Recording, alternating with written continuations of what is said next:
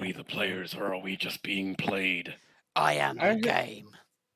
I heard we're just test dummies, so All right, yeah. Are we the viewers? Are we the meat? That is a Taskmaster reference, and I feel bad that no one got it. No, no one got it. morning, my favorite fish, ain't it? Hey! Oh, we interrupted that intro, didn't we? Sorry. Go ahead. Yeah, creepy it's voice in the fine. sky. You know, talking about stuff that I don't know, probably won't get demonetized, but might get in trouble. Who knows? Probably not. Hopefully not. Because we're cool. Wait, what were we talking about? What are we demonetizing? We're talking about Overwatch the entire time the intro was happening.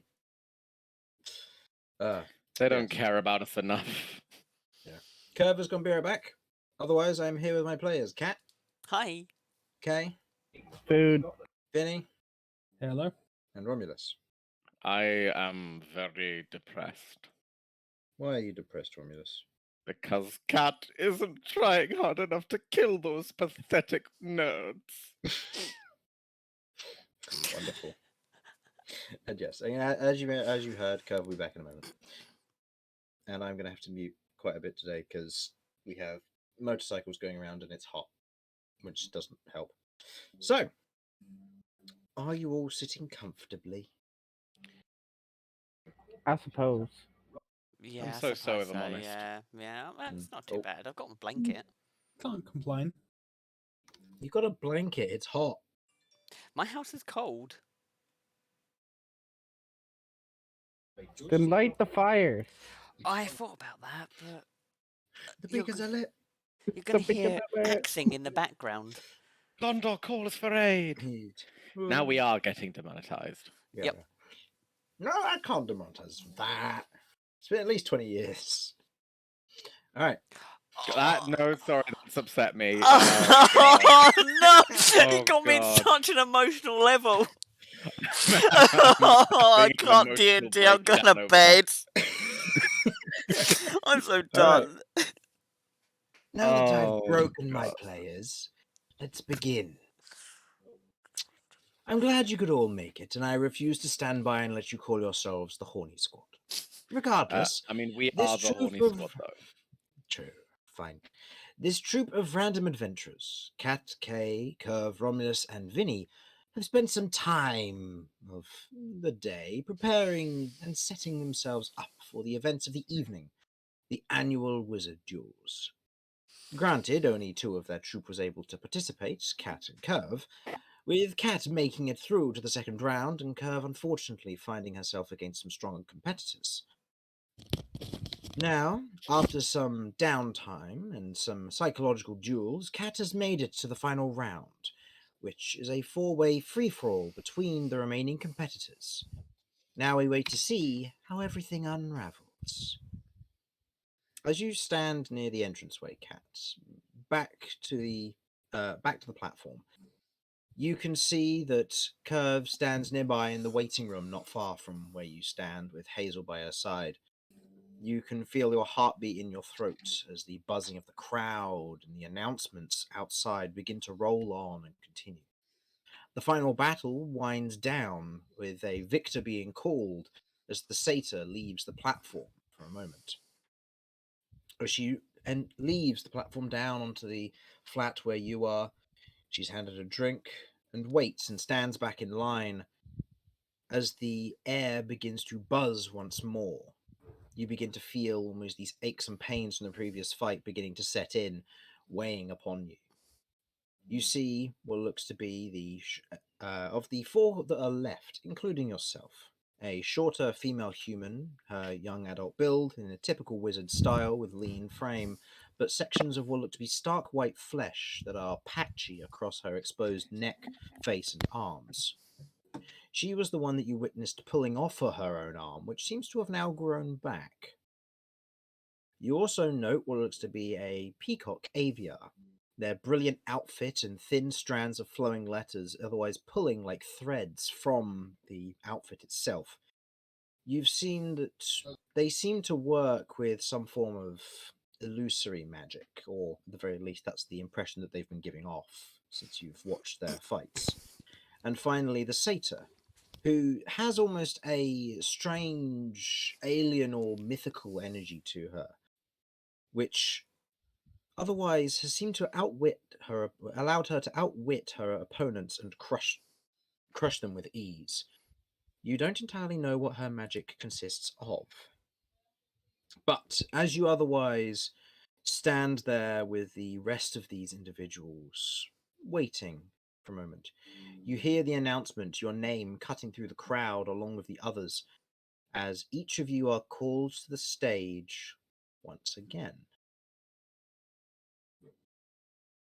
So, the rest of you during this time, as the announcements are taking place, you otherwise watch as the fights have unraveled in their various manners. You've otherwise noted the various accomplishments of the other individuals and the way that they've defeated their own individuals in the fight.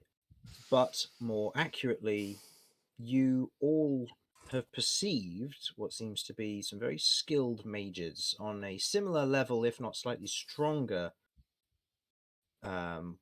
casting frame than Cat herself. So, with this all beginning to unravel, you're all called back to the stage once again. Cat, you enter onto the stage. The crowd giving a general round of applause and cheer in that moment.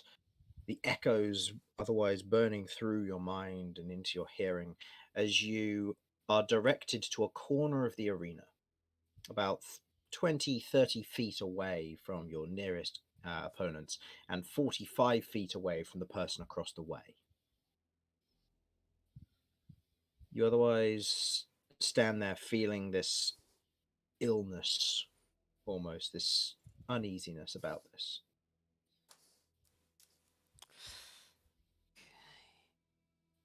And so we welcome everybody here, and these final 4 competitors, to the final round of this year's Wizarding Duel, in its customary 4-way free-for-all, to see which wizard or witch can bring himself or herself to the forefront. We welcome all of you, and we wish you all the best of luck. Cat, you have 1 round to cast any preparation spells you wish to cast. And if there's anything the rest of you would like to do, now would be the time. She currently has no forms of inspiration, so... Yes. I have seem most to of remember my I list. used up my one. You did, yes. Yes, I have the D8 one still remaining and a couple of the D6s. Mm-hmm. So I'll give her a D8 now, and she may hold on to it and use it at an appropriate time. Okay. I don't believe I Okay. got to give a inspiration since I was taking part. No, I'm afraid not. No, it's okay. Just checking. Mm-hmm. Let's change it to this one, I think. Might work better. Okay. So, what So would you like to do, Cat? Oh, actually, no, Vinny, that's right. How are you going to Yes. inspire Cat? I'm once again going to try and get a chant going from the crowd, given the additional opponents. Free shot, free shot, free shot.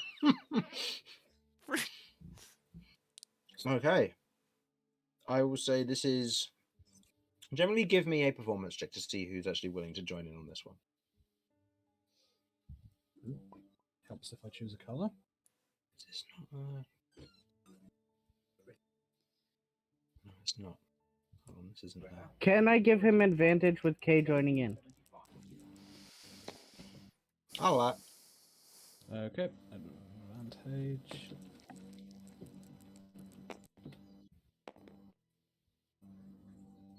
Where are all my combat ones gone?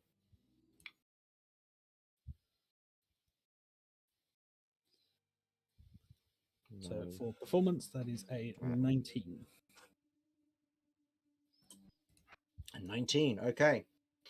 With the callings of 3 shot, and the claps above your head, the crowd begin to join in. Only the section of crowd nearest around you. The others seem to be either cheering or chanting in their own manner. A lot of individuals taking sides, it would seem. So, that is too. Wow. Sorry, my music's all over the place. It's not in order Okay. as it's supposed to. It's not in order. I don't have a chill one, a chill combat. No, I do. Hold on, I'm just going to go use Rap Battle. I always use Rap Battle in a time of need. Everyone loves that one. All right. So, Kat, what did you want to do to begin? Okay, I have no early things I want to do. I'm going to oversee who's looking very worn down.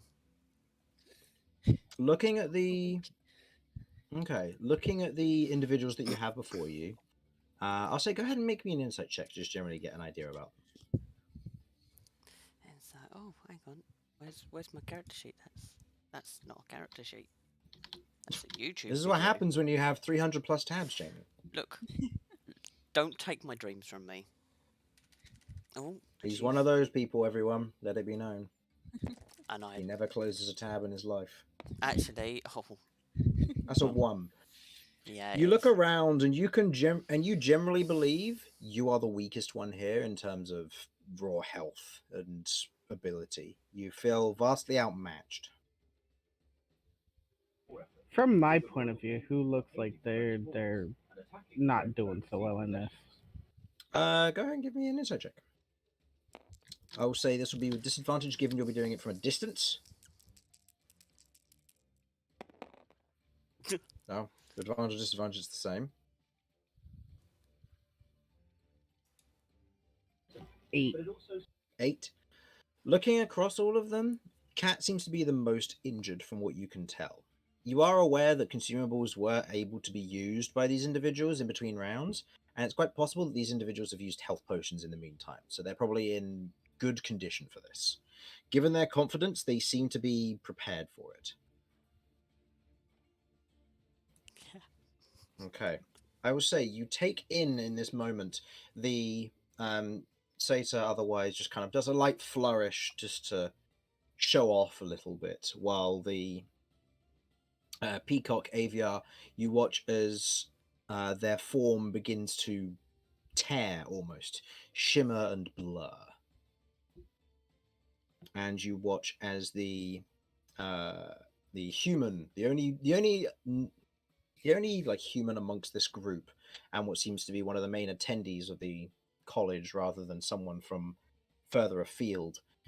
You watch as she otherwise reaches up to her arm, twists and pulls it off as it falls to the ground, and you watch as it begins to shift once again into that almost hybridized bipedal dog-looking face, long snout, teeth otherwise poured down, and large claws as it otherwise gets to like a low crouch in preparation for this.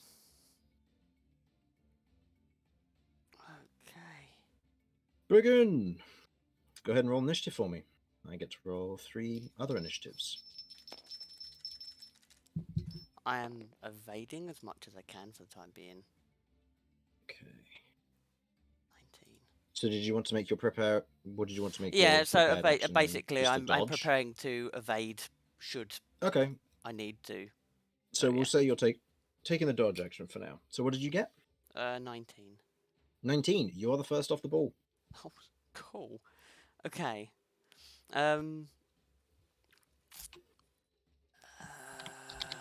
Okay.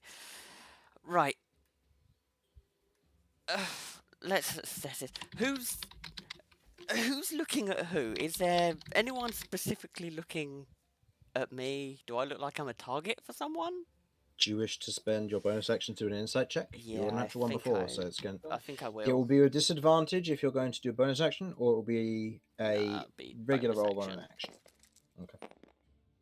Well, yeah, not 2. surprised. 1. Looking around, you're paranoid. They're all aiming for you, but none of them seem to be making it obvious. It's hard to tell. Okay, I am. Yeah, I'm just gonna. I can't choose that. Yeah, I'm just gonna take the dodge action. The dodge action. So Okay. yeah, I'll take. That uses my reaction, doesn't it? No, that uses your action. Okay. All right, then I will take the dodge action for that, and I'll use my reaction to save my movement. Okay, so you're going to hold your movement should you need it. Okay. Mhm. Holding and preparing in that instance as the first one up. The next one in this group, the Flesh Mage, more accurately. Okay. So, as she otherwise takes note of the hesitation around the group, you watch as she otherwise points the finger in your general direction, and you watch as the creature beside her just bounds up to you and is going to jump for your wand in an attempt to break it. So Oh. this will be a grapple check. This will be disadvantage for it because you took the dodge action, and this is versus your armor class. Right. So your armor class is 16. Okay, that is a natural 1 on the summon's turn. As the summon bounds towards you and lunges, you have a choice. You can either step in the way of it, taking an attack from it and damage, but then the summon will then be dispelled, which means it will take a little bit to be brought back, or you can dodge it, taking no damage, but then the creature will end its turn next to you. I will say that it won't get an attack opportunity if you then wish to use your movement to move as your reaction away from it, but you'll have to choose that out of this section here.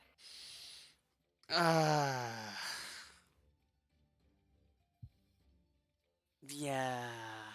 Well, it's okay. I've seen this battle before. These people battle before, haven't I? Mm-hmm.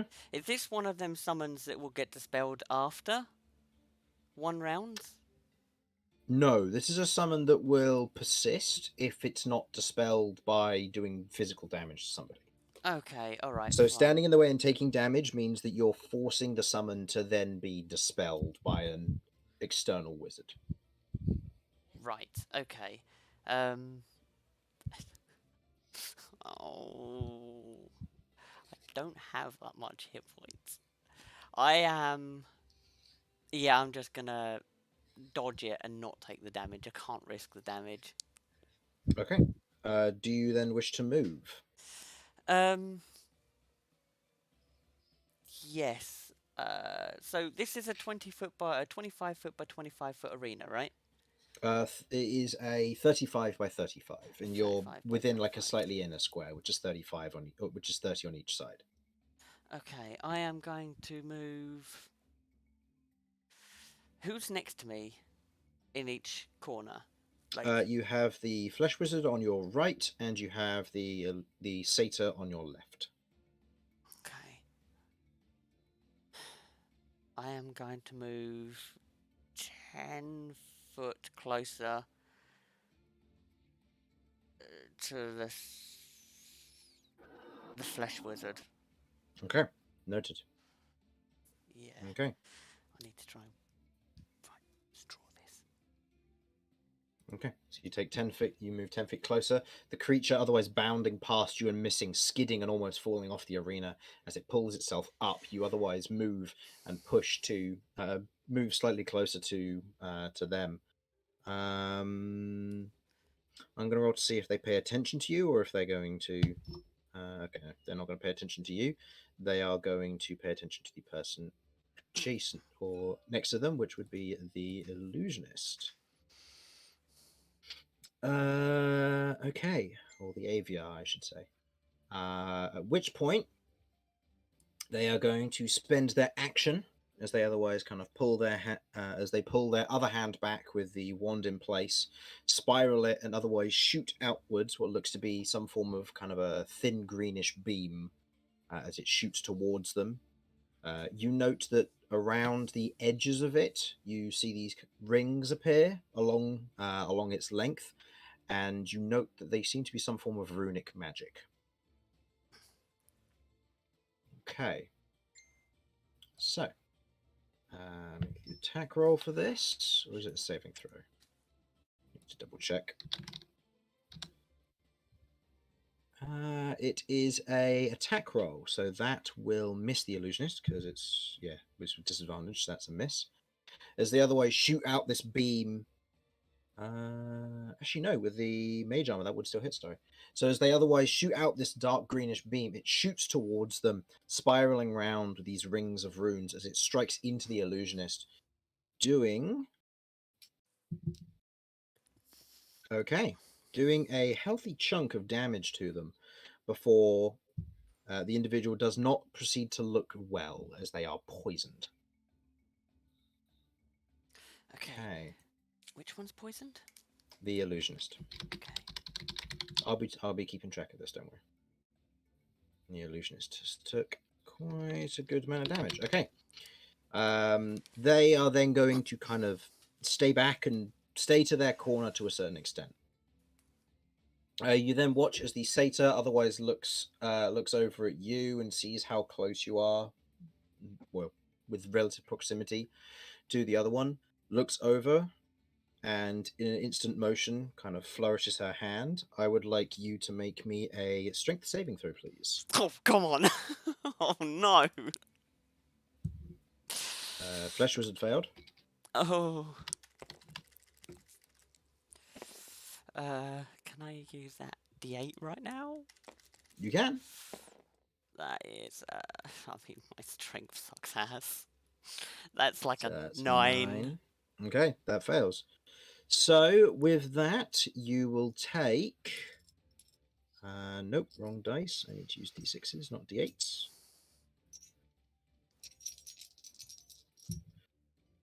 It's affecting 2 targets, so that's third level. Da. 12 plus. Okay, you take 18 points of force damage as they extend their hand, as they flourish their hand outwards. There's no immediate magic that you note, but you immediately feel this almost wave of force hit you and push you as you are pushed out of the arena 10 feet. You are now out of line of sight of both of them as you fall onto the ground below. You are not disqualified, but you must make your way back onto the arena by the end of your next turn, or you will be disqualified. Okay. Do I have... Same as with the Flesh Wizard as well. Okay, do I have to stay on top of the arena, or can I be on the side of the arena? You have to stay on top of the arena. Oh, boo. Yeah, so you've been pushed off for the time being, and you currently can't see what's going on as you are pushed off and onto the ground below. Okay. Yeah, just be those two. Okay. With that, it is now the illusionist's turn. You don't get to see what they're going to do. Okay, noted. Yeah, okay. So that will be the end of theirs. It'll be back to your turn now. Oh. Okay. What's the floor like on the outside of the arena? Stone. 'Cause It's the still bridge. stone. Damn Yeah, it. it's the bridge. The entire thing's made of like ancient stone. Okay. Okay. How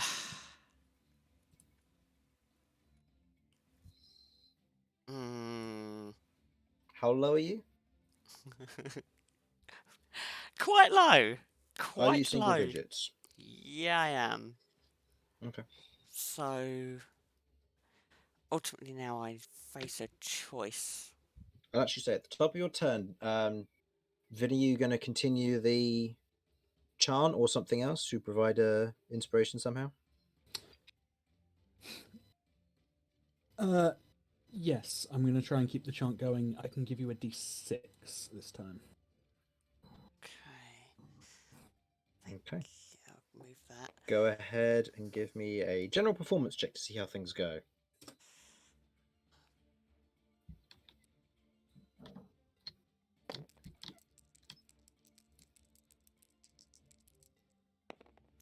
This is underhanded. Oh, Natural that's not what one. we wanted. No. I'll still allow the inspiration as you are the one cheering, but in this instance you note that given Kat's immediate hesitation and lack of aggression, people are no longer chanting. They are upset with Cat's lack of aggression. Okay. So with spider form, how tall is this arena? It's about 5 foot up at most, but there are stairs, so it's easy to climb. Okay. Okay. All right. And if Tula gets dispelled, she goes back to the crystal, right? You don't know.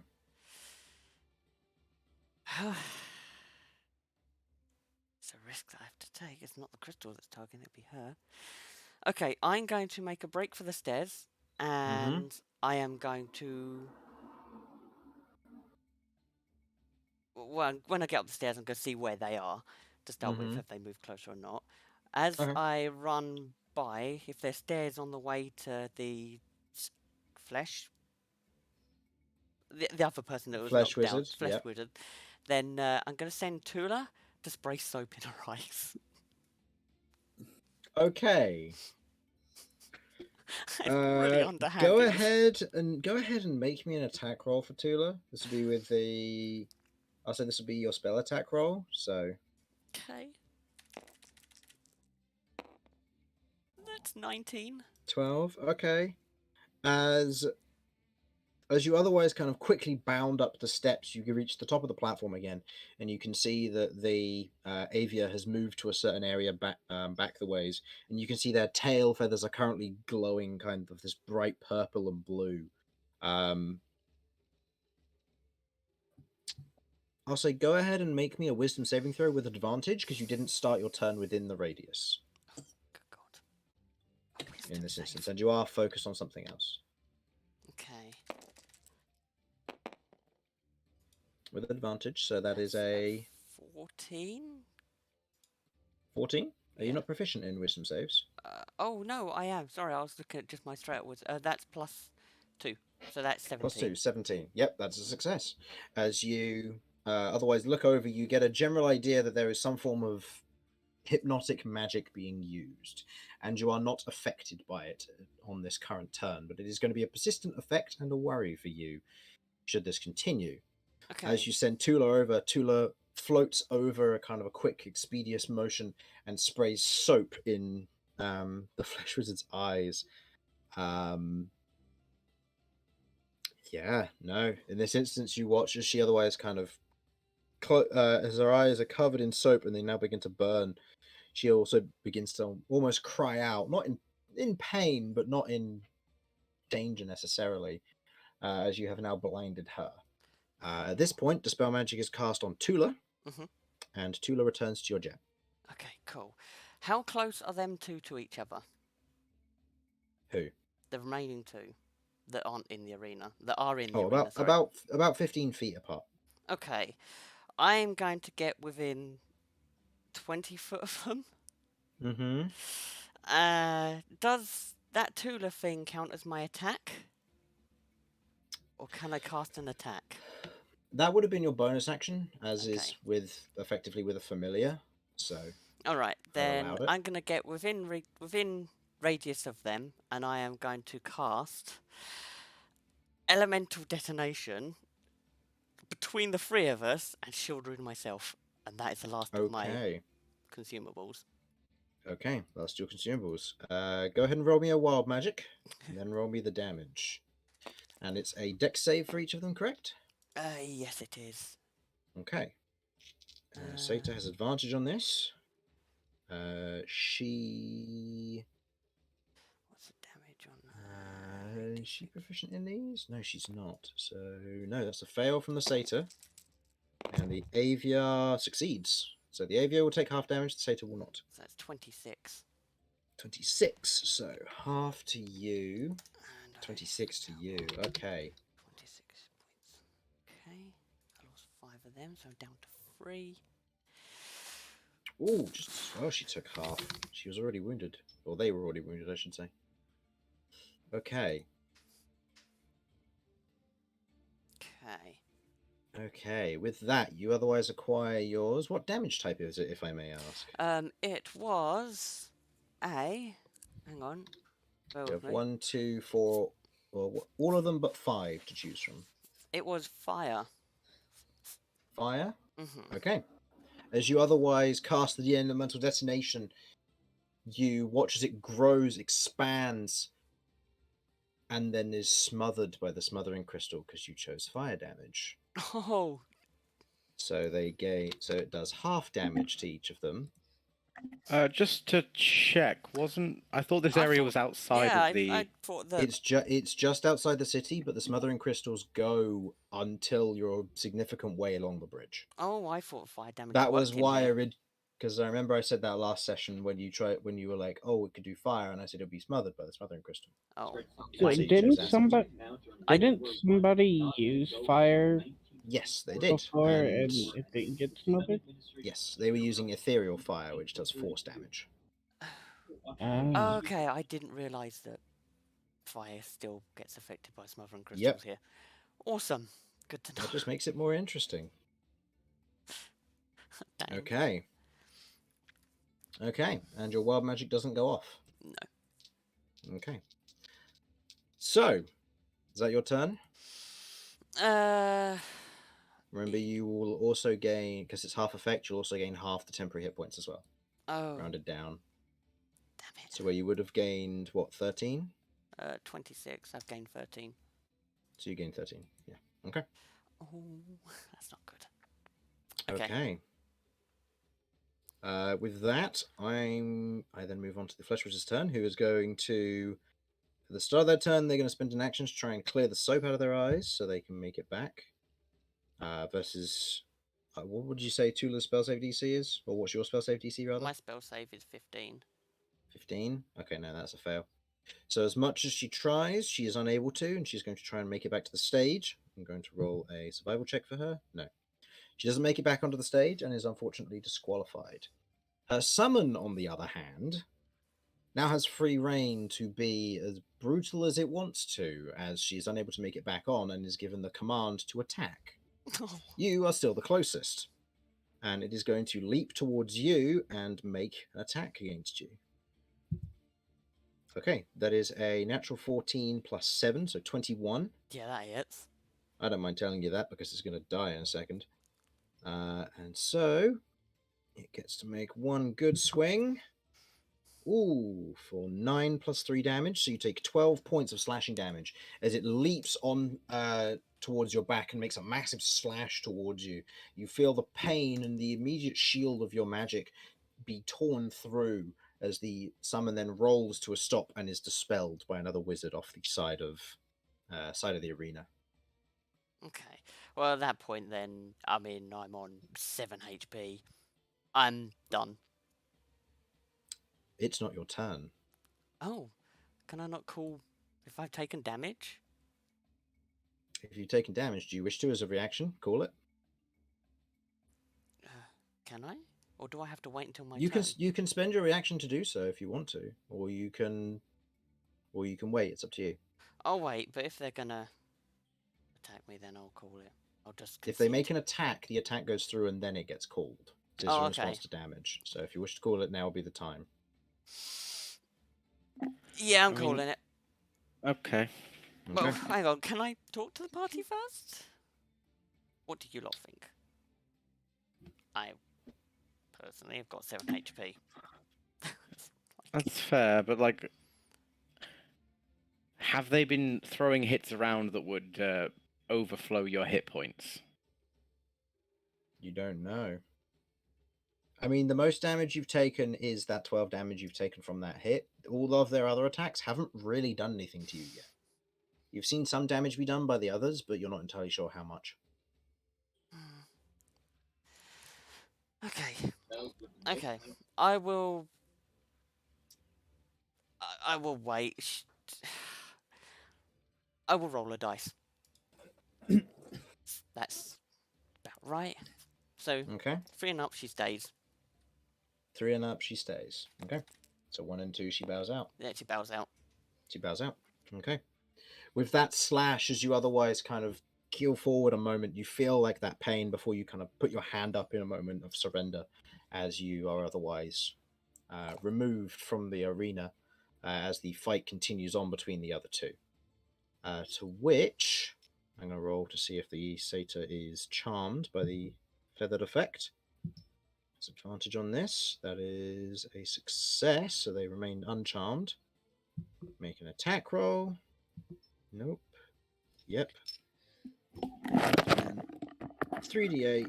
Let's see if the illusion wizard goes down from this. Yeah, they do. They go below 0. So you watch as the illusion wizard in this moment, the aviar, otherwise leans forward as you watch as there's kind of this moment where they shake their head, and then you watch as from the tiny kind of hole ears on the side of their head begin to bleed, and they fall to the ground unconscious. As the satyr is crowned victorious. Can I try and judge just I want to try and judge how she looks at the end of this and see to basically see if Kat would have stuck around if she could have possibly won. Roll me an insight check.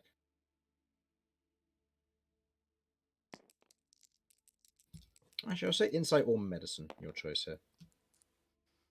Natural 20. She had 26 hit points and a full arsenal of spells behind. Oh no, she had 19 hit points and a full arsenal behind her.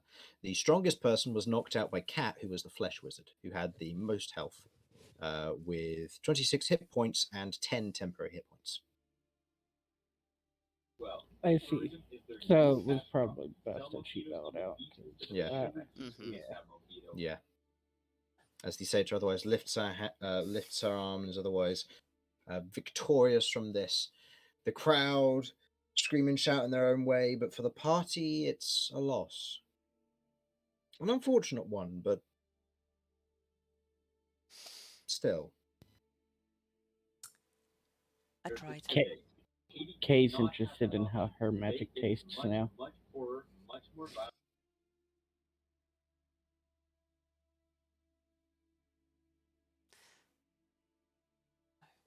So, Kat, you leave the arena.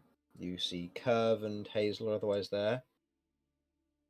Hazel otherwise gives you a nod. You did well. Shame you didn't win, but not everyone can be winners. No, and I hurt a lot of people in that. Well, it's a regulated competition. Everyone will be fine at the end of it. Perhaps. Curve says, well, if you're this good at this age, imagine what you'll be when you're all grown up. She's not wrong. I mean... You could kill hundreds. Hazel pauses for a moment and goes, not what I was getting at, but sure. I mean, how old are you now?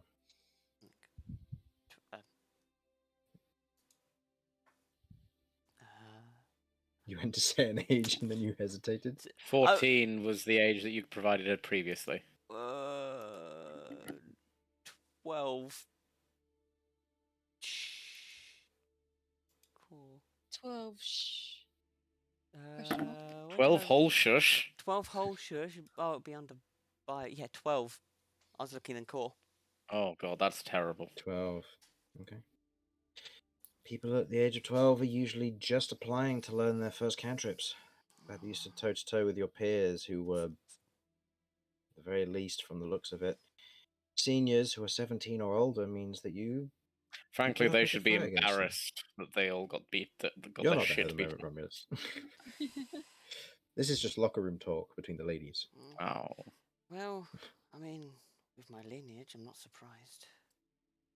Lineage? Yes, Icania gives me my abilities. This is deception. Sachania? Sachania looks at you. Sachania's had to be passive and restrained this whole fight. Just looks at you. I know, don't judge me. I'm sorry. Didn't mean to hurt them either.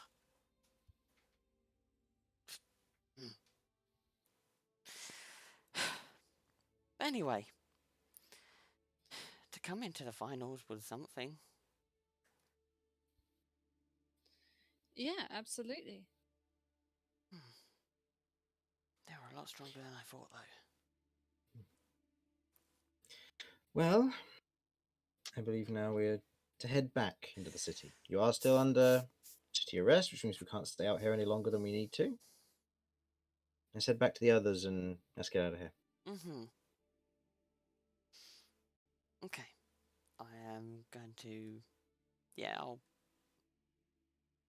Actually, can we take, like, a minute? Can I catch my breath? Of course, of course. Okay. Can't you walk and breathe?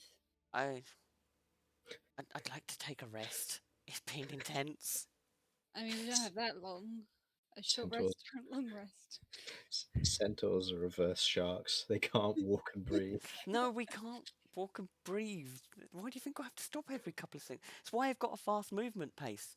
I move 40 foot, stop and breathe while you catch up to 10 foot, and then... Oh, dear me. That seems like a major design flaw. Yep. Yep. Huge design flaw. Okay. Am I allowed to take a short rest? Yeah, all that. Okay, Yeah. I'm gonna roll some hit die because Cat is looking rough as hell. Mm-hmm. I Go guess for it. I'm here. I get benefit of a short rest now. Yeah. Cool. I'll say you all gain the benefit of a short rest if you need it at Awesome. all. 2 hit die. 6. Ah, yes, I was needing a short rest. Oh wow. Whatever. I gained 2 hit points, so that's Okay. something. Oh, 4. Out of these, you watch as the human wizard in the finals, the flesh wizard, otherwise wanders over to you and just kind of gives you a nod. Well done. Jamie didn't take it all the way when you knocked me out. Yeah, I'm sorry. It's It's all right. It was a neat trick. You got your own summons. yeah. Well, People tend not to use them because of the rules, but you know, you put it to good use. well, so was yours. That was a surprise. I thought when you were eliminated, I wasn't quite expecting the attack from behind. It did well. Got me. So an eye for an eye. Suppose I got a revenge for it. Mm-hmm. But You're noting that her arm is currently in the process of growing back. that looks like a fun trick. Does that not That's hurt? so sick.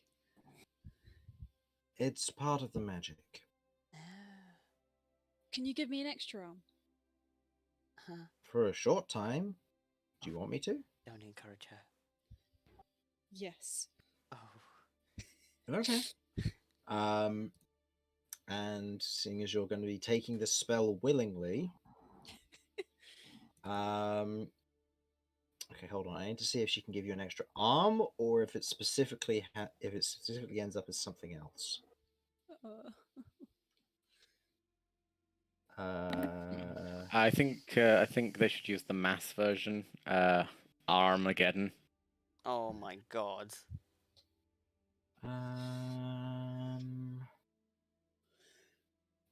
Yeah, so this would be part of this casting. Just making sure I'm getting the right spell right here.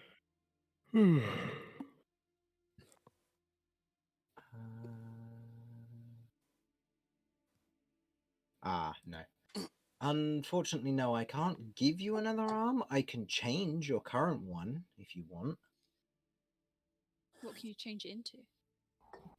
Depends. What do you want? Do you want claws? Do you want it to be hairy? Do you want, I don't know, an octopus tentacle? Do you want, The chef. I don't know, a chef? The chef. The octopus chef. Oh, The squid. oh, that one. Can you give me a really creepy, like, scarecrow arm? Sure. And you watch as she otherwise lifts her hand, performs a few simple gestures, and you watch as Curve's arm. It's not painful in any way, but there's an immediate twinge and shift as you watch as your arm becomes stick thin and begins to turn to almost this brownish coloration with kind of these extended wooden claws that come from the end of your hand. And as you otherwise stretch your arm, it begins to creak and almost lock in place as you begin to move it backs and forwards and shift it.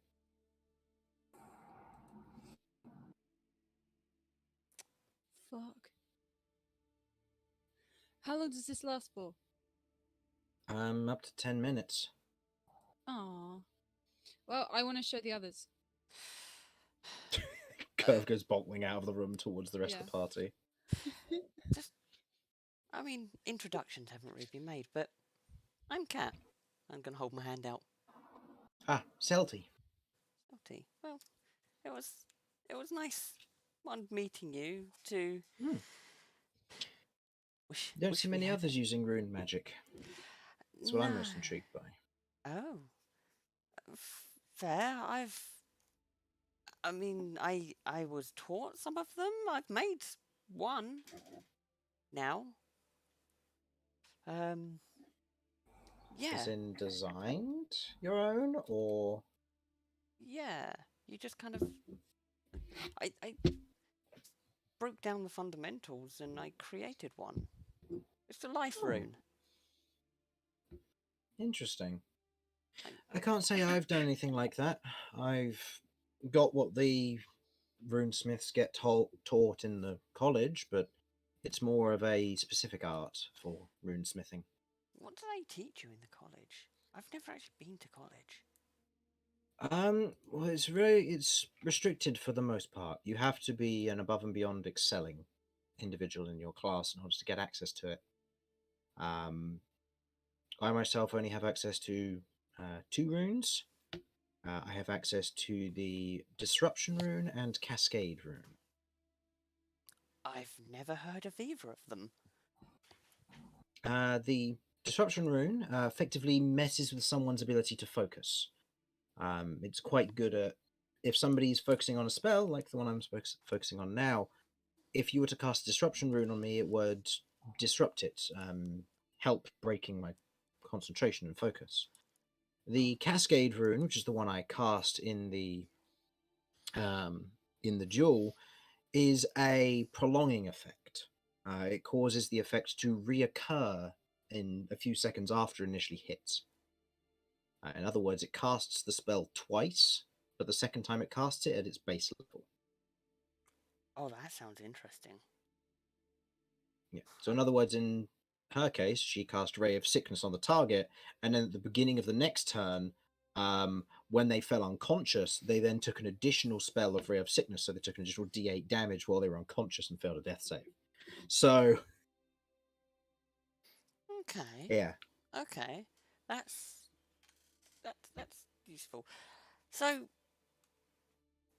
that's a cascade. So what was the first one called? 'Cause it's I've already know that, but I know it as a different name.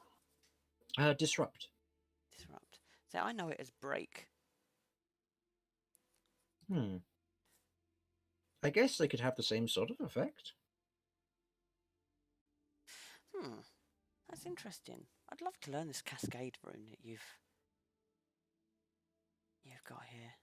It's not necessarily something that I would be able to teach. I mean, I wouldn't be able to show you a spellbook or anything. And while we're still in college, we're prohibited from doing so. No, that's understandable. That's understandable. Are you allowed to learn new runes? Like, Not without the guidance. We don't typically learn new runes, we're just taught what we're taught. you have Only in our self-learning are we able to pick up on stuff like that, but I focused my attention on flesh magic. Fair. It's understandable. But interesting. How many other rune users are there? Because I've never met, I've met one other that knows runes, but In this competition, I believe there are about 6. There There was Greta, who you faced. She was the steel wizard. Okay. And then the other one was the one that Alxia took care of, the satyr. Oh. She took care of Reuben, who is the draconian one. Oh, He is a rune master as well. interesting. Do you all know the same runes, or do you all know different? We all know the same ones. Reuben is the main one who knows different runes. He's the one who specialized in runes more so. Said it's more to do with his draconic lineage. But other than that, don't really know too much else. That's really interesting. Thank you. I never had really anyone to show me how runes work. It's just fascinating. It's something that's taught. And the ones you used, they shielded you from the magic you cast on yourself? Yeah, I'll pull out my 1 weak shield that I've got. It's like, so this, the damage that's dealt gets converted into sort of like a pool of additional health. So it acts as a buffer. I see. So if I do like an area of effect and cast a shield rune, everyone around me takes damage, but I take the damage as extra health. Mm-hmm. Very useful in a scrape, especially when we're on the road, me and my party. There's probably going to be numerous times. So you're an adventurer? Yeah, yeah, You're quite young to be adventuring, I would have thought. yeah. I mean, don't get me wrong, I've done my fair share of adventuring too with my father when he's gone out on missions, but Just no. cat looks really down. Just yeah, circumstances, I suppose, forced that one. But I mean, I've got a new family now that I travel with, which is nice. A But better family. oh my god.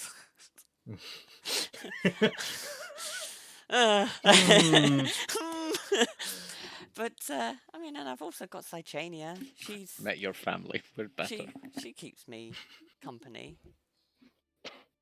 So, but otherwise, yeah. I mean, everything is all good. We're going to the Giant's Ruins soon, so it'll look interesting to see if there's anything there in regards to any runes or anything like that. Oh, well, if you end up finding any interesting ones, do let me know. Do you know the sending spell? I don't. This was why I entered the tournament, so I could learn the sending spell. Ah, okay. That's one that we get taught, not necessarily early on, we get taught message early on so we can communicate. But sending's one we get taught during our graduation. I will be one of the few who will be taught. As will one of my as will where are they? As will Margos, the Avia. Oh, so were you two sort of the top of your class then? I was. Ruben and Margos are the two top students for their eccentrics magics. I'm more of the black sheep of the group. I'm not really the top of the top, but I'm one of the stronger ones. I mean, you defeated the top of her class, Jasmine. Oh, Was Jasmine the bitchy one? Yes. yeah. Yeah. I mean, she's top. She's top of her class. She's one of the younger ones, but she was recommended to join the competition. So the fact that you beat her means that you're above her level at the very least. But no, Alcia's from out of town, from what I understand. She travels with a group of other individuals going to and from different magic events, but she's attended 3 years in a row, though this is the first one she's won. She's come second the last time, though. Huh. And, wow. Okay, so from out of town. So this is a annual thing. Yes, every year at the end of the at the end of the festivals, we proceed and begin with the competition that takes place. Rewards are always the same, words are different, and the first round always adjusts, but generally it's all the same. When you cast your rune magic, do you envision it in your head? And when you cast your spells through it, can you sort of almost feel the magic taking the shape of the rune? Sort of, yes. I mean, the magic for me more so is I've got them pre-written alongside the spells. So long as I keep 2 fingers inside of the spell book, I will be able to access those spells. Now, obviously, that's more difficult when you've only got one arm. So I came up with a counter way of working with this. And she otherwise unhooks the robe on her shoulder, which is whole currently, and you can see scrawled into white flesh is magic spells. Ah. Huh. With flesh magic, I'm able to write in on my skin, and it works like paper. Interesting. I've never seen anything like that before. I'm the only one who does, and hence why I'm the black sheep. But I thought it would be nice to come over and say hi to an outsider. I mean, you're younger and you've shown great prowess, and yeah, I know the others probably won't come over. Alcia will be leaving town probably tonight, and as much as Margos would probably come over and say hi, they're not in a good spot right now, from what I understand. Oh. That last round was a bit heavy hitting. I think it kind of hit everyone quite hard. Hmm. Yeah, understand. Shame about the fire, though. Would have been from what I heard, it wasn't a fire. From the way your magic seems to be chaotic and the way it works, I imagine it's a bit difficult to control. I don't understand it. Like, every single one of my spells always ends up going crazy in some way. It happens, but I mean, it's still controlled, so it's not too bad. It's when wild magic happens that then it gets difficult because you don't know what's coming. Sometimes it's good. Sometimes you lose your hair while you're being inspected. That was a thing. Okay. Well, I've only ever encountered wild magic occasionally. It's not something that's too common.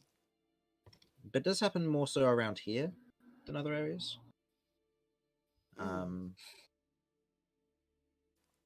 Yeah. Okay. Oh, well, I mean, I used to know a place where wild magic would always be a thing in the Shattered Stone Mesa, but like, it's not something you see too much.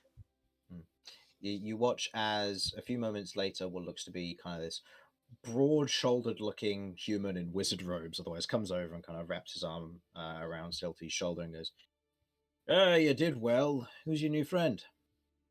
Hi, I'm Kat. Nicholas.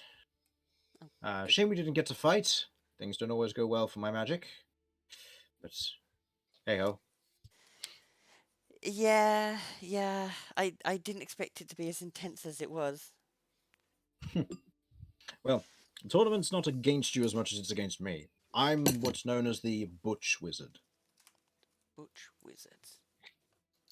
And you watch as he kind of does a moment of flexing, and you watch as he doubles in size, and you watch his forearms and fists get really, really meaty to the point that they could challenge Romulus. Oh, I have. My stepdad would probably love to give you an arm wrestle. Muscle wizards. If I can meet with him, his voice goes deeper as he gets bigger. If I can meet with him in the next 10 minutes, I can give it a go. See how he does. I have no way of communicating with Romulus. And I don't think he'll get brought he's in just here. outside. So. He's just outside. I can go get him. You can meet my stepdad. Where is Kat? Sure. I must show her my pride Okay. and joy at her performance. I'll go and call Romulus for Okay. an arm wrestle. I'll say you go outside, Celty and Nicholas going with, as Romulus and the rest of the party, you all watch as Kat exits the arena, and there's a moment of like, oh, we need to congratulate her, everything's gone well. You've just watched as Curve has run out with a scarecrow arm and spoken about someone inside who cast the spell on her. It's all kind of weird. If anybody Sounds wanted to interact tasty. with that. I'm interacting with it. You're interacting with the wooden arm. Okay. Yes, I'm going to lick the arm. What's Okay. it taste like? That's the question. Question: can the Fleshmancer eat their Fleshmancer arm that fell off in order to have an infinite food glitch? Oh, what? The magic does have a stop in that sense because it requires as many nutrients as it does that the arm would provide.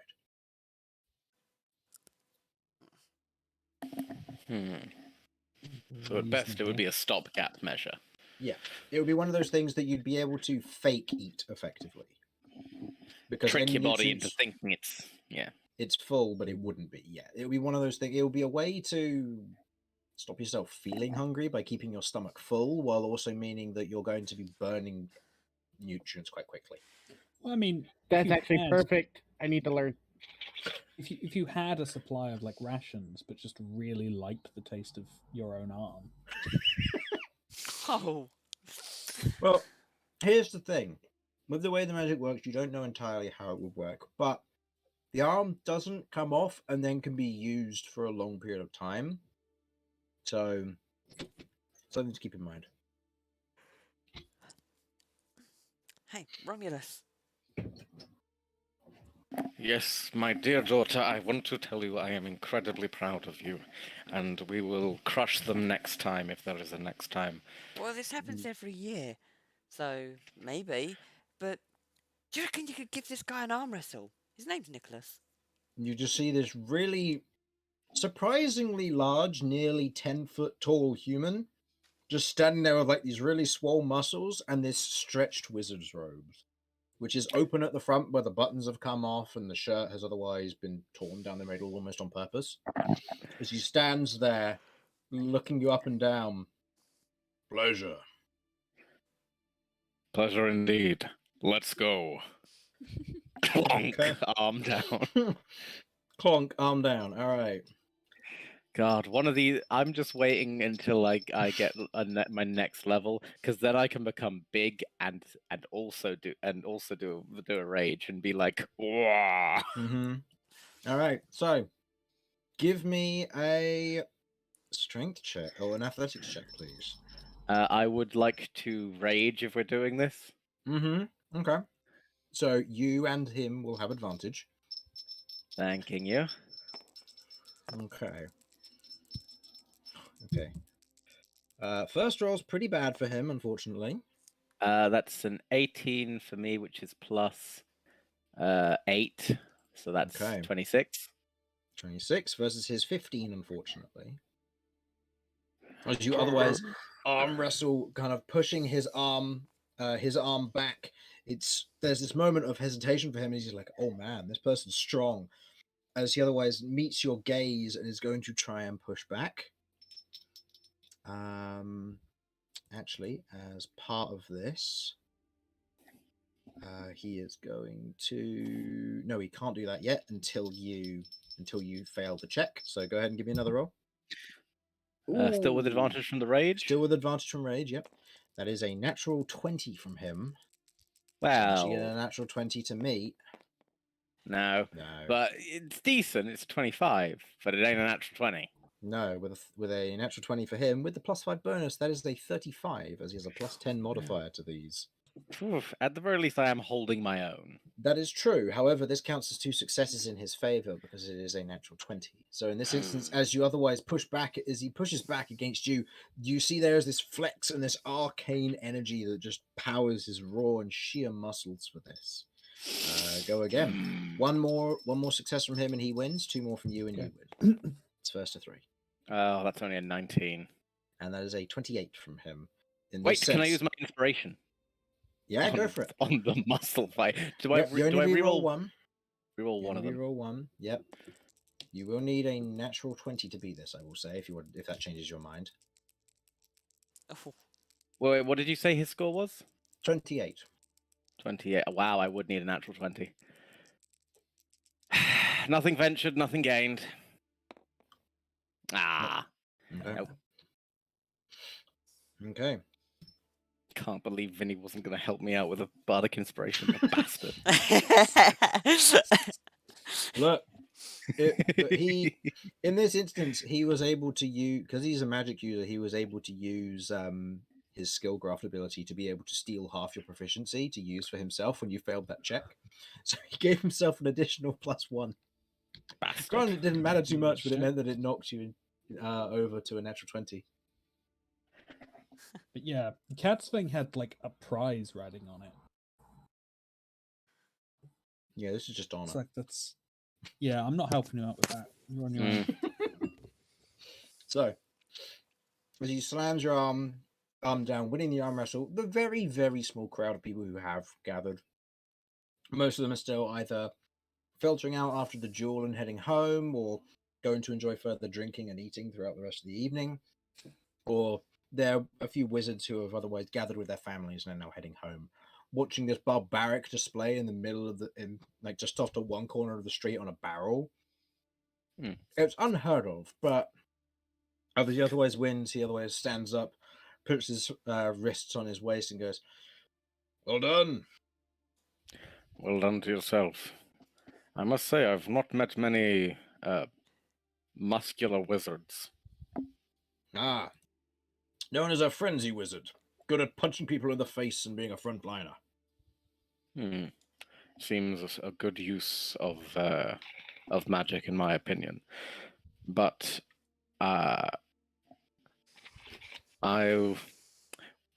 when next I return here, if you're up for another round, I'd certainly be looking forward to reclaiming my honor. Always. Otherwise nods. And in that moment, you watch as he otherwise, remaining in that size, because he can do for up to 10 minutes, you otherwise chat and jovially get along. There's Cat Celty otherwise standing next to you. Well, that's Nicholas for you. It's good to see. It's always fun to let your hair down and have some fun. Blow some steam. Yeah. Yeah. Well, Curve speaks up and turns to Romulus, holds up her scarecrow arm and says, "Do you want to go?" Yeah, sure, let's do it. I don't know what is. You going have on. disadvantage with that arm. Yeah. Kay notices this. You did that? I'm assuming my rage drops, but I'm not going to put it back up for this. Okay, that's fair. Go ahead and roll for your arm wrestle with disadvantage. 14. So I'm starting off quite low. No disadvantage though. Yeah, 9. 9. So it starts Romulus bending and cracking. Yeah, it starts bending and making a weird clicking sound. It's like, oh no. Yeah. I look to Celtic. Do I need to be concerned about this? If it comes off, I can grow it back. Okay. Wait, you did Next that? round. Best of 3. Yeah, I can do that. I will say that if you do break her arm, kind of speaking up. What's the total? 25. Oh, Jesus. 25. Okay. Oh, sorry, am I rolling again? Yeah, go for it. Don't roll a 1. Oh. Oh. If I'm So correct, I believe I 3 beat that versus by 21? 21. 21 versus 22. Oh, No, I beat it by 22 actually, because Yeah. I got 25. Oh, you beat it by 22. Then yeah, that's 2 successes. So at this point, as you're otherwise like, okay, let's see. After hearing like, oh, I can replace this. That's fine. You kind of lean into it, and then there's a snap sound and curve. There's a sudden moment of like, huh, that didn't hurt. As you otherwise look down, and your wrist has just been taken clean off, and there's this stumpy wooden bit, and you watch as Celty goes, oh no, that's about to hurt in about a minute once the spell wears off. A minute of invulnerability. I'm just going to take the hand and stick it back on. There we go. I will So, say Sleight that of it's hand not to steal the hand. okay. Go ahead. You'd like to what? Sorry. He's going to steal the hand. Literally, Cat standing there horrified, just like. Can "Oh, I no." I'll say- resist this with I'm gonna strength? say I was gonna say I'm gonna say disadvantage for K. This is just gonna be versus passive perception because he's doing it in blatant view of the hand. Okay, that might make the difference. Total. I think this is objectively sleight of hand. Yeah, it is. There's 2 plus. I'm using my plus- inspiration. It will take it to either the 4 or it will take it to 4. Remember, because if Yes, you I don't know. get higher. If I get higher, that'll go to an 11, and that might work. Actually, no. I will say you know the passive That's- perceptions of your party. The yeah, lowest no, passive it's not perception gonna you work. have is 12. So no. My this passive is- perception is 14. Yeah.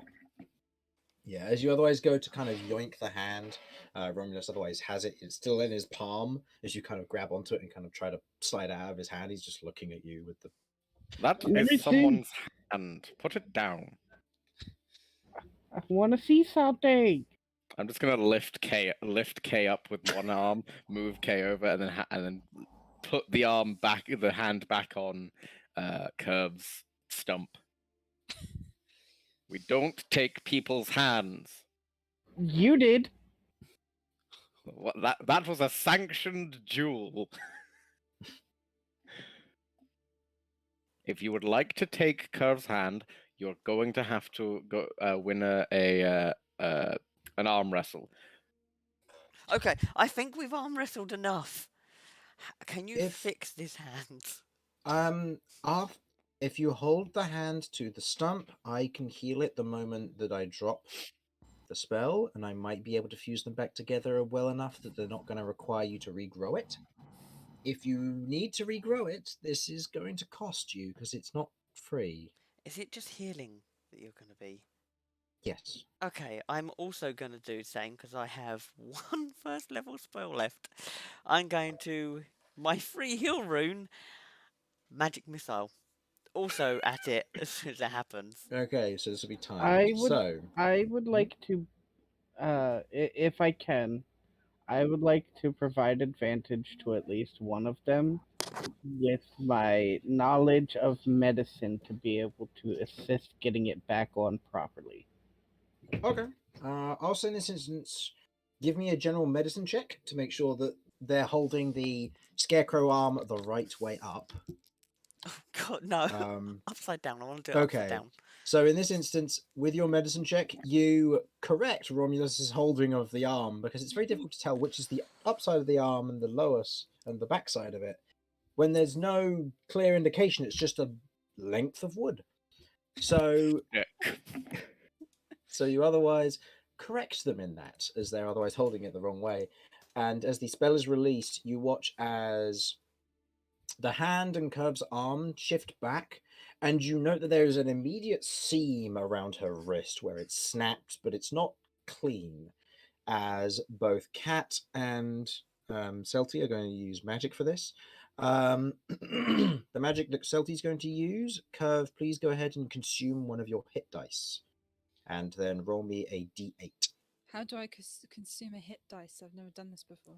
So on your character sheet, there should be the hit count section. Lower the number by 1. You'll gain them back on a long rest, but just note that you'll be using one now. Oh, hit points. Sorry, as in like H. Oh, sorry. Wait, hit dice or hit points? The hit count. So it should be next to the hit dice size. On my overlay? No, on the core, sorry.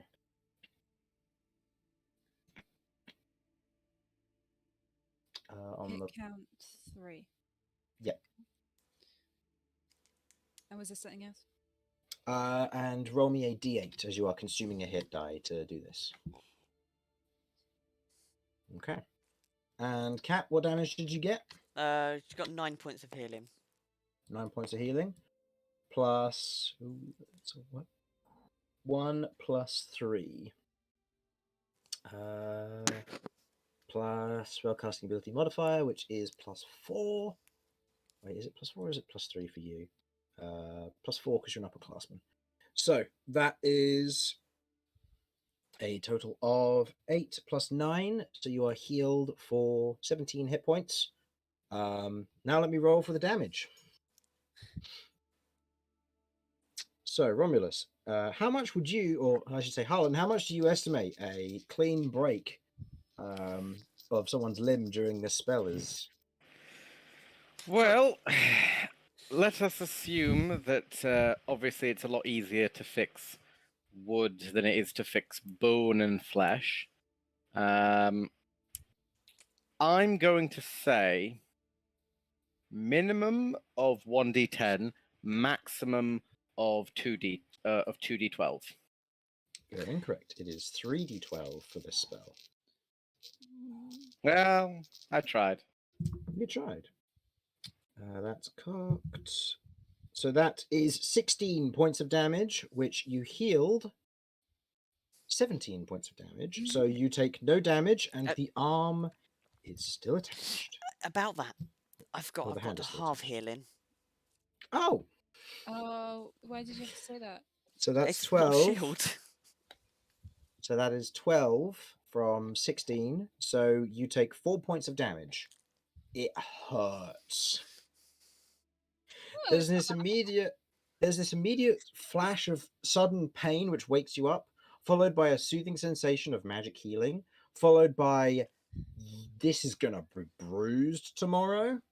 And let's hope that it doesn't get covered in anything that could infect it, because that's still a seam running around your wrist. Kay is going to make sure it'll be fine. He's got medicine. Dr. K is on the case. Do you have a healer's kit? No, but I have rat skins. Oh, come on, no! Okay. No!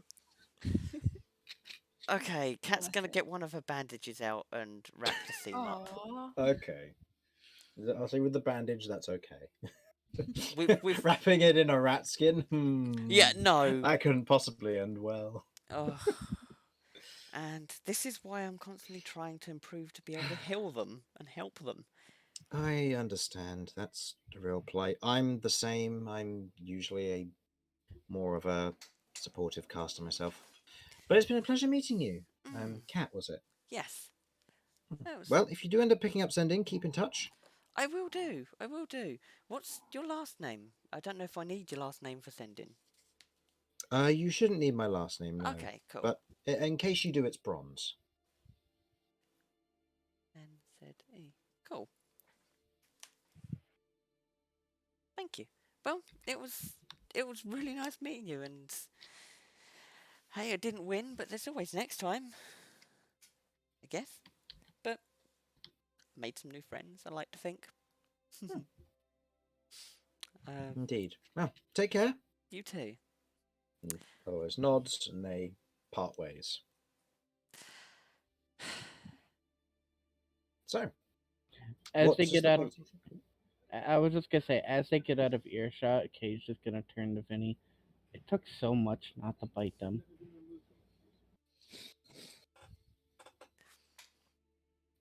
I can't be around magic casters. Yeah, you've been managing with Cat so far. Well, I've tasted her magic. It wasn't fun. Kay's a once and done kind of guy. Nah, I didn't like that one.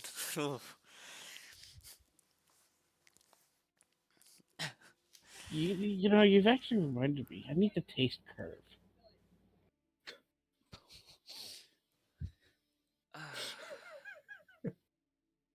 Maybe another time, mate. So, what's the plan? Now, guys? Well, later this We evening I lament have our a tragic loss. meeting. A Not meeting? tragic loss. You both did very well. Yeah.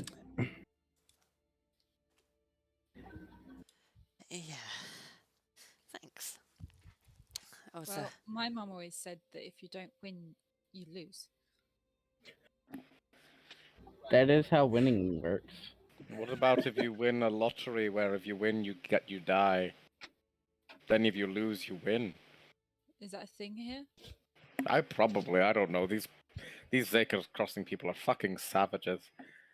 That was a joke because I'm a beast man and our whole shtick is kind of tribal. Never mind.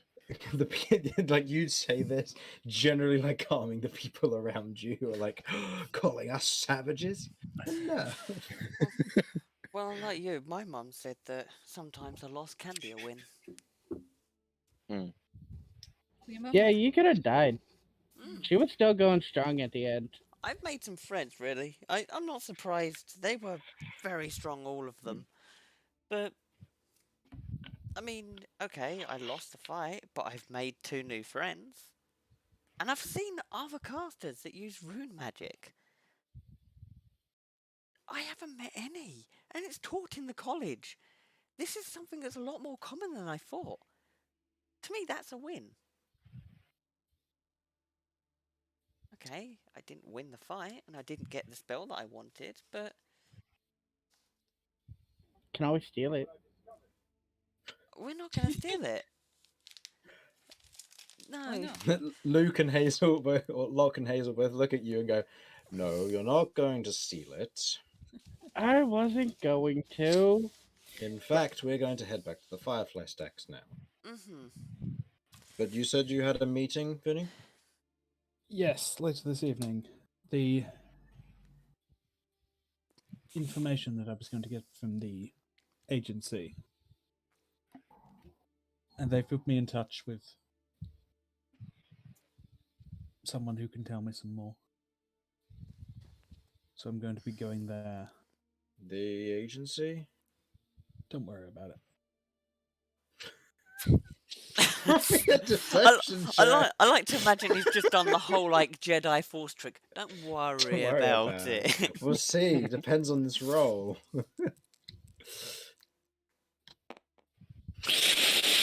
Worrying about it. Hold on. I still have inspiration. Do. That's better. Jedi mind tricks Total? for the win. So that.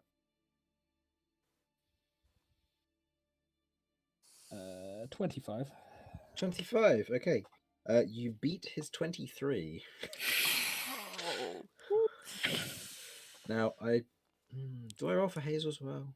I roll for Hazel as well. No, she got lower. Okay.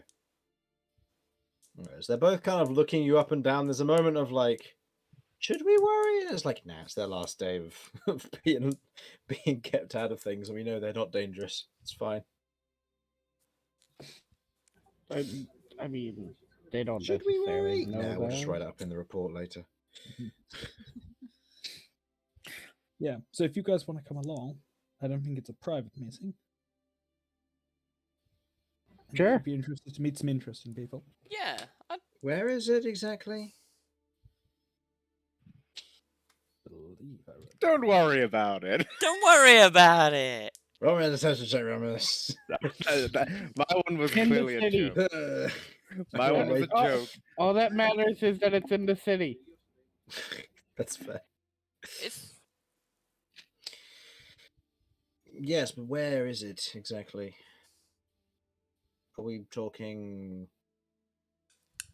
The agency doesn't exactly have a very reputable name. So I'm just curious if it's, in the lantern hallways or the dark alleys. I'll tell you one thing. I doubt it's going to be in the brightly lit fairground. I don't know. there's a Can fairground. Can I insight the I two don't things know. that he said and see if he actually cares about where it is, or if we're gonna be in trouble with no matter where it is? Go ahead. I'm an insight check.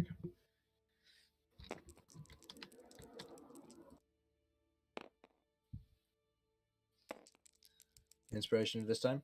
Yeah. Why? Oh, man. I refuse. Total? Give me a sec. mean, he only got a 6, so 2 plus 7. 7 total. It's 7 total. Okay. So in this instance, you get the general sense that he's, I'll say just because of how close it is in this instance, and both having pretty poor rolls, he's asking out of intrigue. You're not sure entirely whether that means that he dislikes the idea, but it seems to be more of a manner of, you get an understanding that it's places he cannot go. You've never seen any of the watchmen in the dark alleys. Throughout the entire time you've been going through those areas, there have been no watchmen. I see.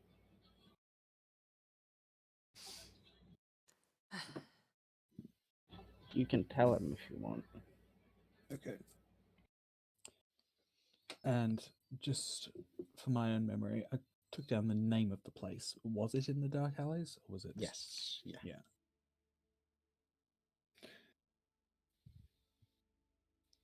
Yeah. Yes, it's down in the dark alleys, but I don't believe that's inherently illegal. No, just means that you won't be under our care down there, which means if Golden Crusaders come along, you are defending yourselves. How long are they going to be following us for? Until the issue is resolved or the money stops. If they don't find actual people caught for it, then it's quite possible that it'll be for quite some time. But at the same time, there's also a limited amount of money, so while they're on the hunt, they'll be siphoning money from the house if they really care that much to go after. Given that we've been protecting you and all that, and there's stuff been going on at Ronbor's, I can't imagine the Golden Crusaders will stick around looking for you for long without upping their prices. I mean, I think after possibly the last incident, they should probably just up their prices anyways, which might make them give up sooner. Well, I think They'll it's run out of money sooner if they don't. safe to assume if we ever see any Golden Crusaders to just avoid them or assume that they're after us. Don't let our guard down round them. Probably for the best. Mm. Well, if such a case, we'll lead you back into the city, and from there you can go about your business, and we'll meet you back at the Firefly Stacks. Don't be late. You'll need to be back by 10. You've got about 4 hours from now. Don't be late, and we'll be able to release you at midnight. Cool. That'll we'll do the best. Okay. Being led back into the city and free to do what you need to do, I think we'll take a quick break there. It's about time. Murder. What? So, Hand sandwich. go ahead, grab drink, grab snacks, grab whatever you need to do. And when we're all back, we will continue. Cool. Mhm. Yeah, don't be too long. Be back in a moment. I will be staying. Ugh.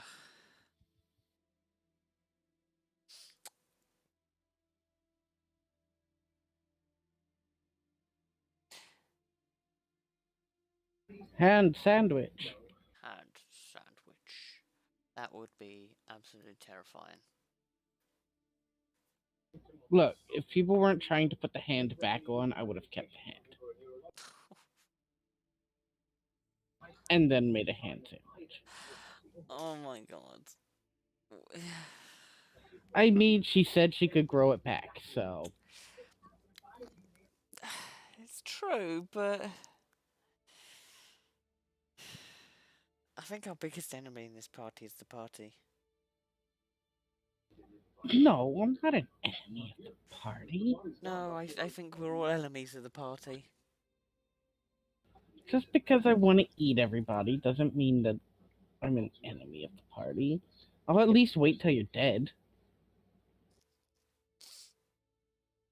That's mean. Don't eat carcasses of the party. But why not? We don't have a a verbal arrangement to not do so. You don't eat friends. I'm back. Who Do said eat that I friends. consider everybody as friends? You guys are just business associates. Stop eating the party. I mean, he's got a point. Oh, gosh. So, hang on, every time I heal you, do I get to charge? When have you healed me? I don't know. I don't keep track. I've healed a few people. I'll let you go through and rewatch all the episodes. I'm and figure not that out. doing that. I've rewatched every episode. You've never healed me.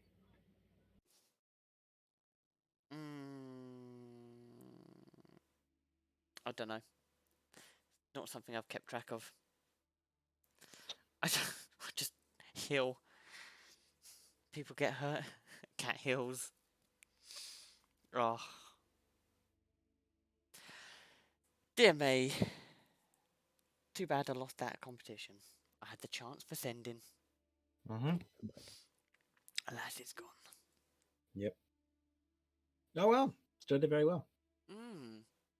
It's a shame then you ended up choosing fire. I know. Otherwise Do you you know what would've- the worst part was? I was looking at the wrong bloody spell too. I counted along, but I was counting from Chaos Bolt. Mm-hmm. Yeah, no. If I was actually looking at elemental detonation, it was going to be force. Well, it's any of the numbers that you get to choose, I believe. So I believe it's just random. Yeah, but I was counting along on my list of the spell that I've got. The numbers that I rolled, and it's like, okay, 1, 2, 3, that's the third element. I was like, damn, never mind though, it's all good. I mean, Cat coming to the final? That's impressive. How do you have Chaos Bolt, by the way? It's through Sorcerer, isn't it? Yes, I think. Yeah. So does that mean it's your once per day ability? Oh no, because we made No. a we made an exception, didn't we? Because you wanted Chaos Bolt to go full wild magic stuff, and I allowed it because Yeah. more chaos. Yeah. Yeah. Sorry. Yeah, I was going to say, hang on a sec. No, it can't be because Mage Armor and Mold Earth are my... Oh, Mold Earth is my thing. Yeah, Mold Earth you can cast as many times as you want because it's a cantrip, but Okay, Mage and Armor you Mage can Armor cast once per day. makes Yeah. sense because you only really need to Yeah. cast it once a day. Yeah, the cantrips you can cast definitely. That's right.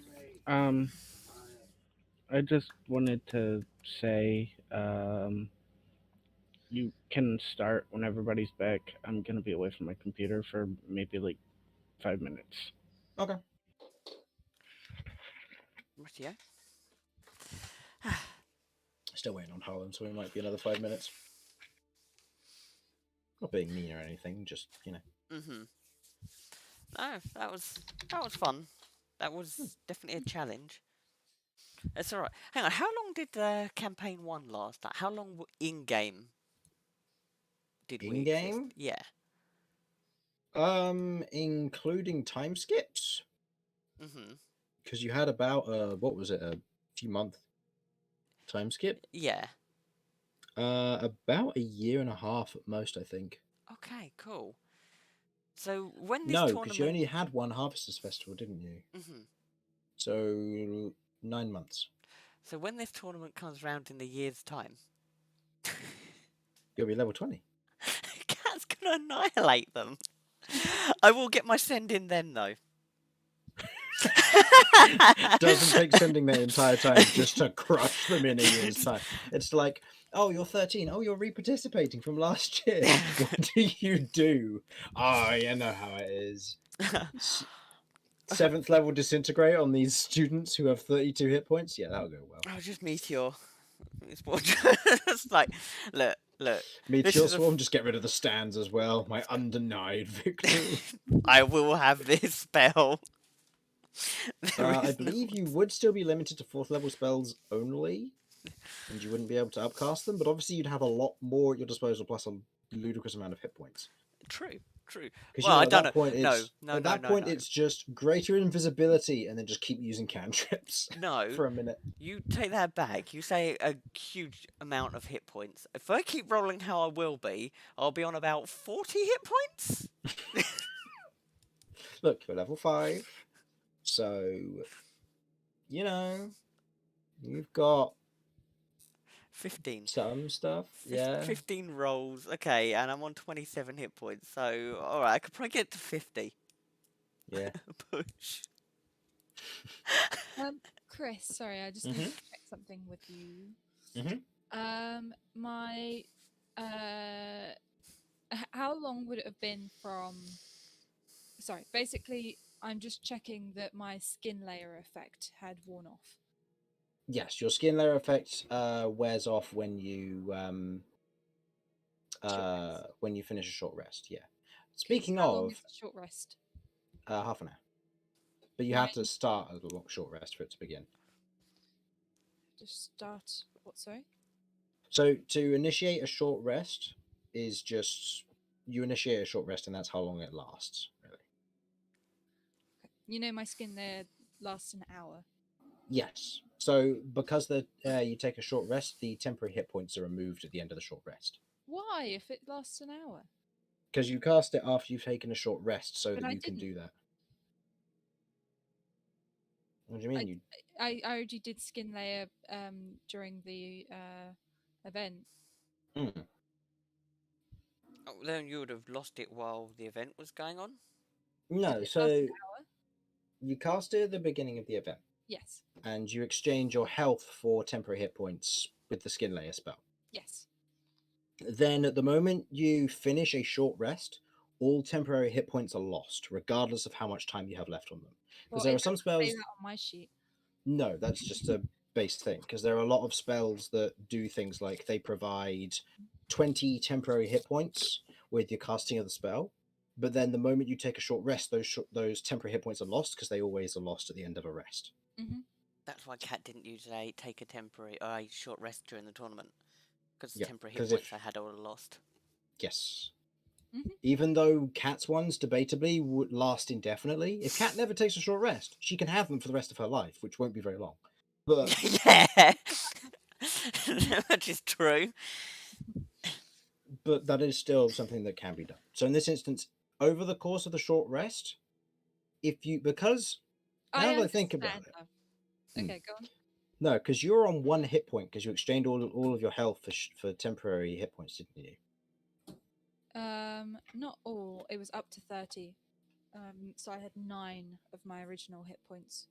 Okay, and then you were healed and took damage, so you ended up with 3 lost health. So you're on 6. 4 lost health. So yes, 4 lost health. So you should have 5 health right now. God, you're looking worse than Cat. So if you wanted to take a short Wait, rest so I to didn't- recover, Get my. You've confused me even more here now. how so? It's So you've taken a short rest. So Yep. my health is back up to 39. Oh no, you need to spend hit dice to recover during a short rest. No one told me that. How I don't know what that is and how to do that. So how many? Hold on, let me open up your character sheet and help you out with that. It was the Thank you. Sorry. D8 that you rolled. That's all right. They're your hit die. And you know the hit count that you went down 1?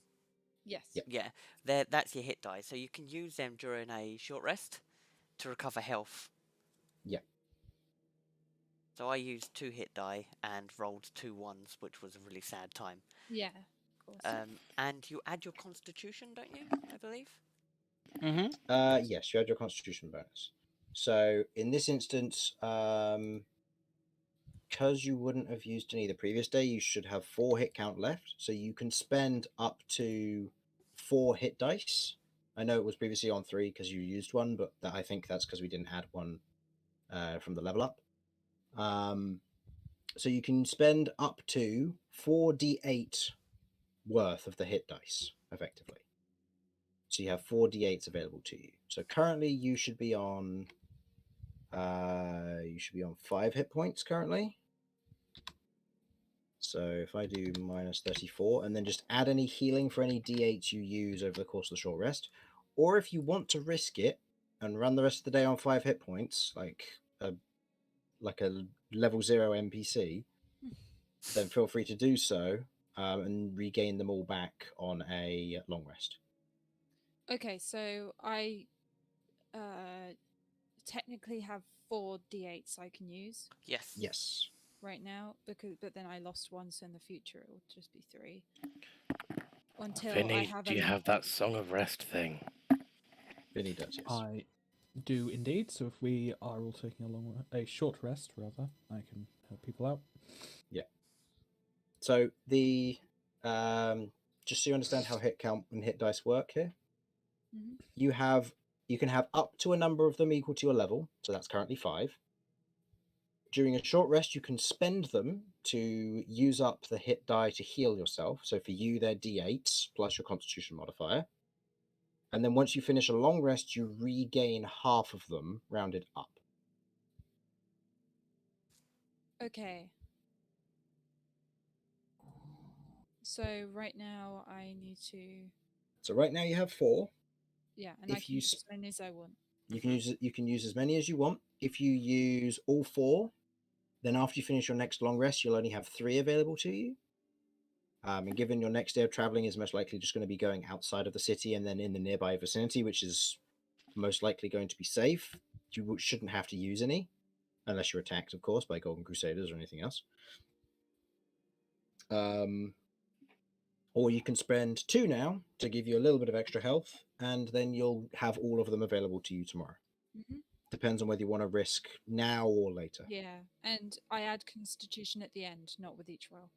With each one, yes. Oh, okay. With each roll. So Yeah. So it'd be 7 Plus 2, so that'll be plus 9. And then you can roll again if you wish to use another one. As the short rest is occurring, could I make use of the chef ability to provide an additional d8 of healing? Oh, Okay, and then with Song of Rest from Vinny. Yep. Add an extra That's- d6 as well. Okay. Okay, I've got 3 hit die. What can I use? I can also provide an additional d8 to you. Were you gaining hit point stuff, Cat? Yeah, So if you're spending 1 hit die, I'm you will get spending- I've 1. got 3. You'll get 3. Remember, so do these one at a time, just so you know. yeah. All right, yeah. So regain your 1d6, and then Romulus and Vinny, both of you roll your respective dice sizes, please. Oh, I get to roll it, huh? Yeah. 3. 4. 4. 4. Okay. And then both of you, because you spent a hit die each, you will gain an additional 8 hit points as well.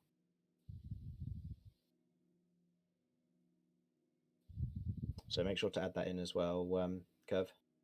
The extra 8 healing from your allies assisting you during this short rest.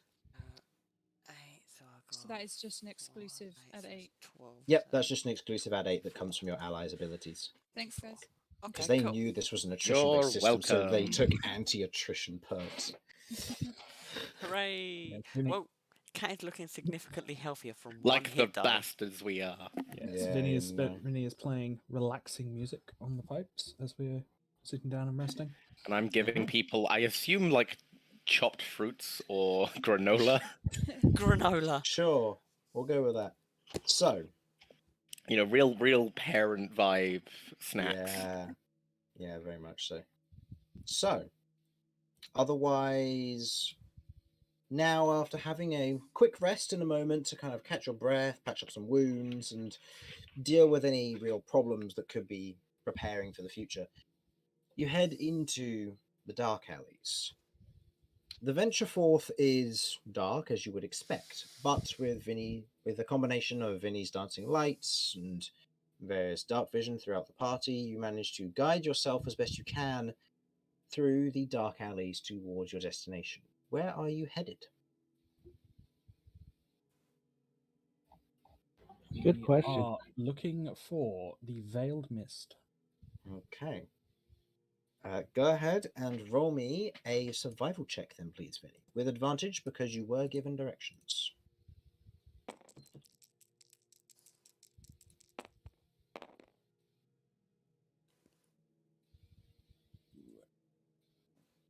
Survival 13. 13. Okay. Having a little bit of a look around and wandering to and from a few different locations, it takes a little while to otherwise get there. Before you otherwise arrive at what looks to be one of the brighter sections of the dark alley, surprisingly. You've only seen a few of them. But you see otherwise a slightly open doorway. Light is pouring out from the interior, but the door is closed afterwards. And you can see two elven individuals currently sat outside on stools, currently looking about amongst the street.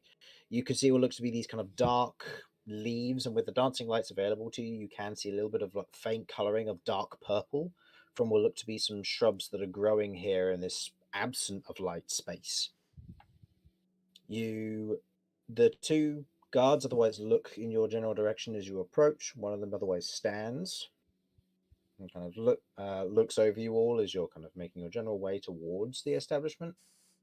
You see that their armor is that of a lighter chain garments, heavily armored compared to the rest of the riffraff around here from what you've seen coming and going. But you can very clearly see the veiled mist across the top of the particular establishment.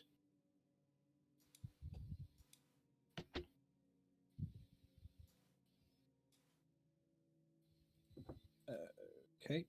I suppose we head in then. Okay. Heading towards the main entrance, one of the two sentries who are outside kind of just looks at you and goes, can we have some confirmation of identification, please?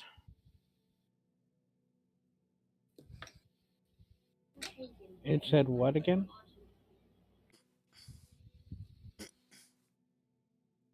It's actually a fascinating question. Did you get a letter or was someone asking you? Oh, This was called the what again? Veils of Mist. Well, I don't exactly have a passport on me. I'm Vinny. I'm here to see the masked taskmaster. The individual kind of gives you a look. my God. And who would this masked taskmaster be exactly?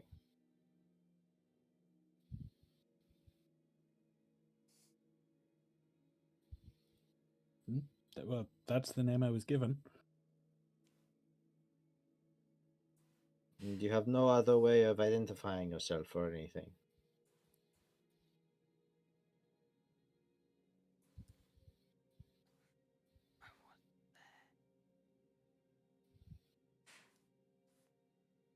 Can we say something out of character?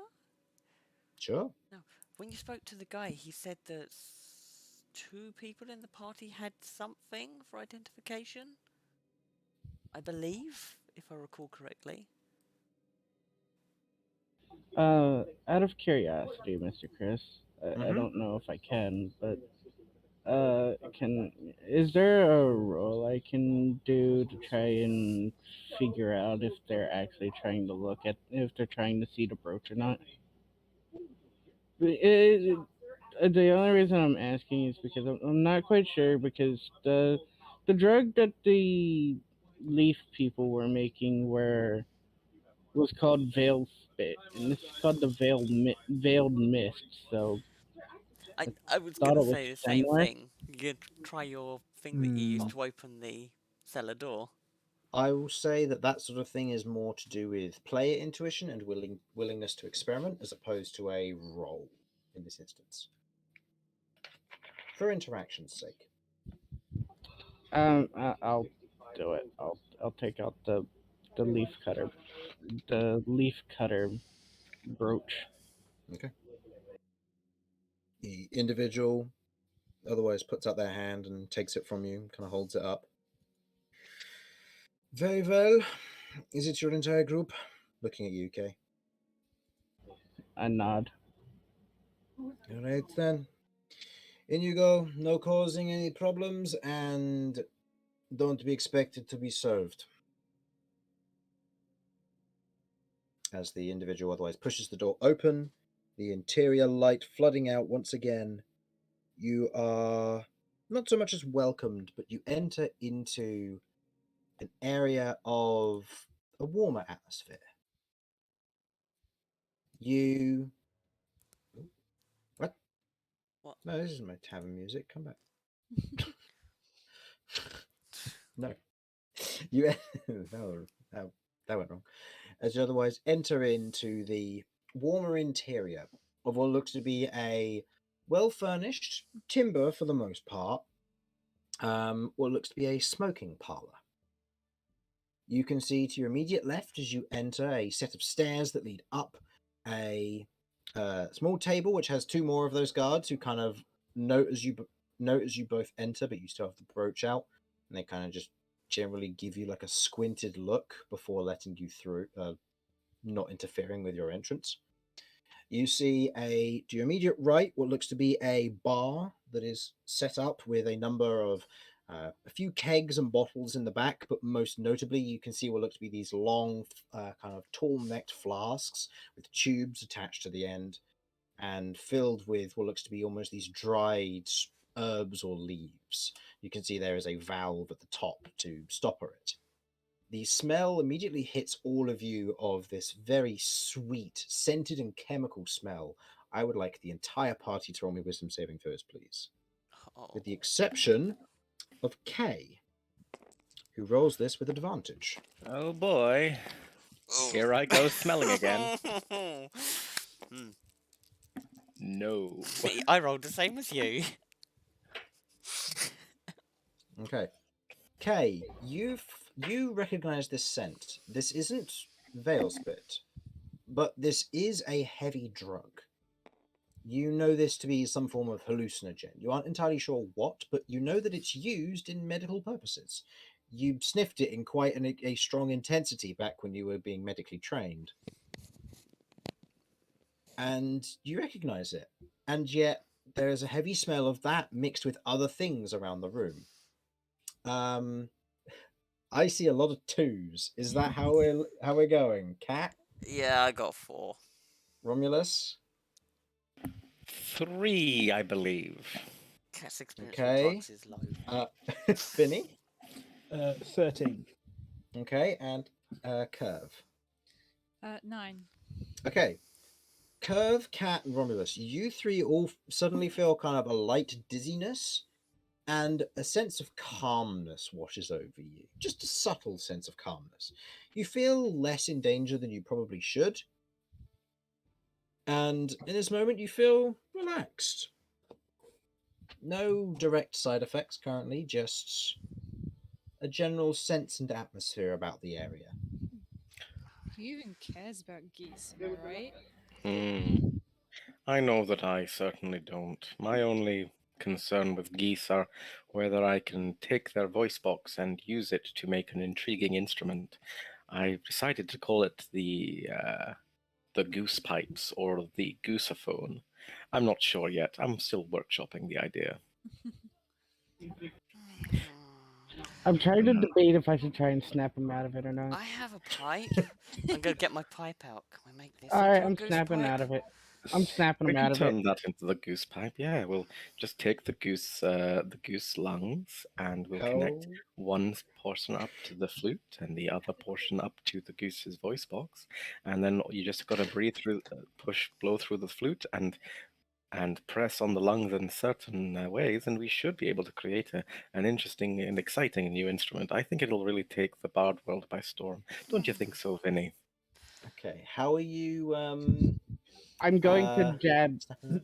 I'm going to not enough to really hurt them, but enough to kind of like give them a shock of, hey, I've just been poked by something sharp. Okay. I'm just gonna do it to each of them. Okay. Give me a sec. I need to quickly double check to see if that will work versus this drug. I don't know if it will, but If not, then we're about to this- experience goose call through a pipe. No, in this instance, as you otherwise give them a poke, it doesn't seem to have that much of an effect. The mixture of the effects doesn't seem to actually be doing all that much to them. In fact, poking them seems to almost be not working. They seem to be having more of a painkiller style effect, and are currently not affected by your sharp jabbing of a sharpened claw. There are some individuals otherwise looking your way at this point, and you note that everybody within this parlor is elven, or in some way elven. There's an elven lineage, elven lineage, one way or another. The barkeep otherwise looks up, kind of frowns in your general direction, and just goes, "So, what can I get you fine folk that have made your way in here? How, might I ask?" The door. Yeah, door. We're here on No, business. ask our buddy over there. That was humor. We're here on business.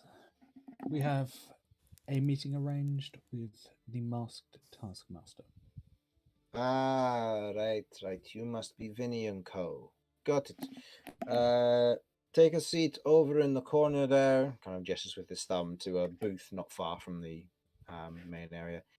They'll be with you when they're ready, I suppose. You'll have to wait a few hours. They're otherwise in a meeting at the moment, but they'll be here as soon as they can. So anywhere from here till, I'd say, an hour or so from now.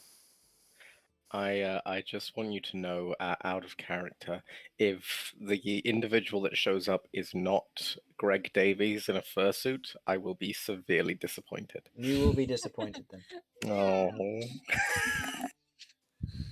If there's anything I can get you a lot for, any drink or food, let me know.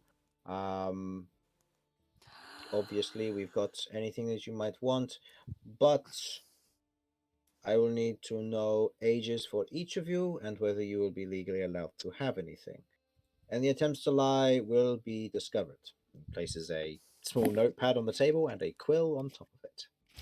All you need to know is that she points at Cat. Definitely cannot drink I want milk. alcohol. Uh, I don't think you know what. We don't do much alcohol here. We do beer, milk? but otherwise not much. Do you do milk? Because she would like milk. Squash. I Or do. squash, apparently. We have water. Water it Okay. is. Waffles? Of course we do waffles. We're not animals. He said food. No, we do snacks, but we don't do waffles. What snacks have you got? I'm really hungry. Your choice. You can either have hardtack or soft tack. I thought you said heart attack. My brain was just like, why would I want that? What even hard is for that? me. I will have hard. Alright, cheap stuff it is. He gets a bowl and just pours in what looks to be a bunch of like these hard square flakes almost. It's bizarre. Wait, that's the cheap stuff? Hardtack, yeah. So the other one's not cheap?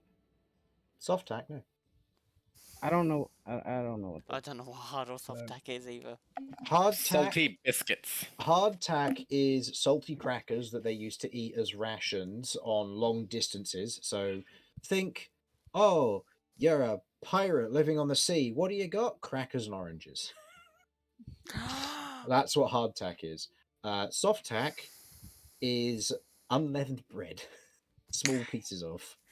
Kay, get the hard tack. Pirate Could I food have hard this? tack. Could I have some of the soft tack? But I'd like it to be slightly heated up, along with some crushed chickpeas. He pauses and puts a few bits of small tack in a bowl. Small attack it is. All right, worth a try. I wanted hummus. Anything else that you want? Any smokes or anything? I'll just have a beer. Right. What are smokes?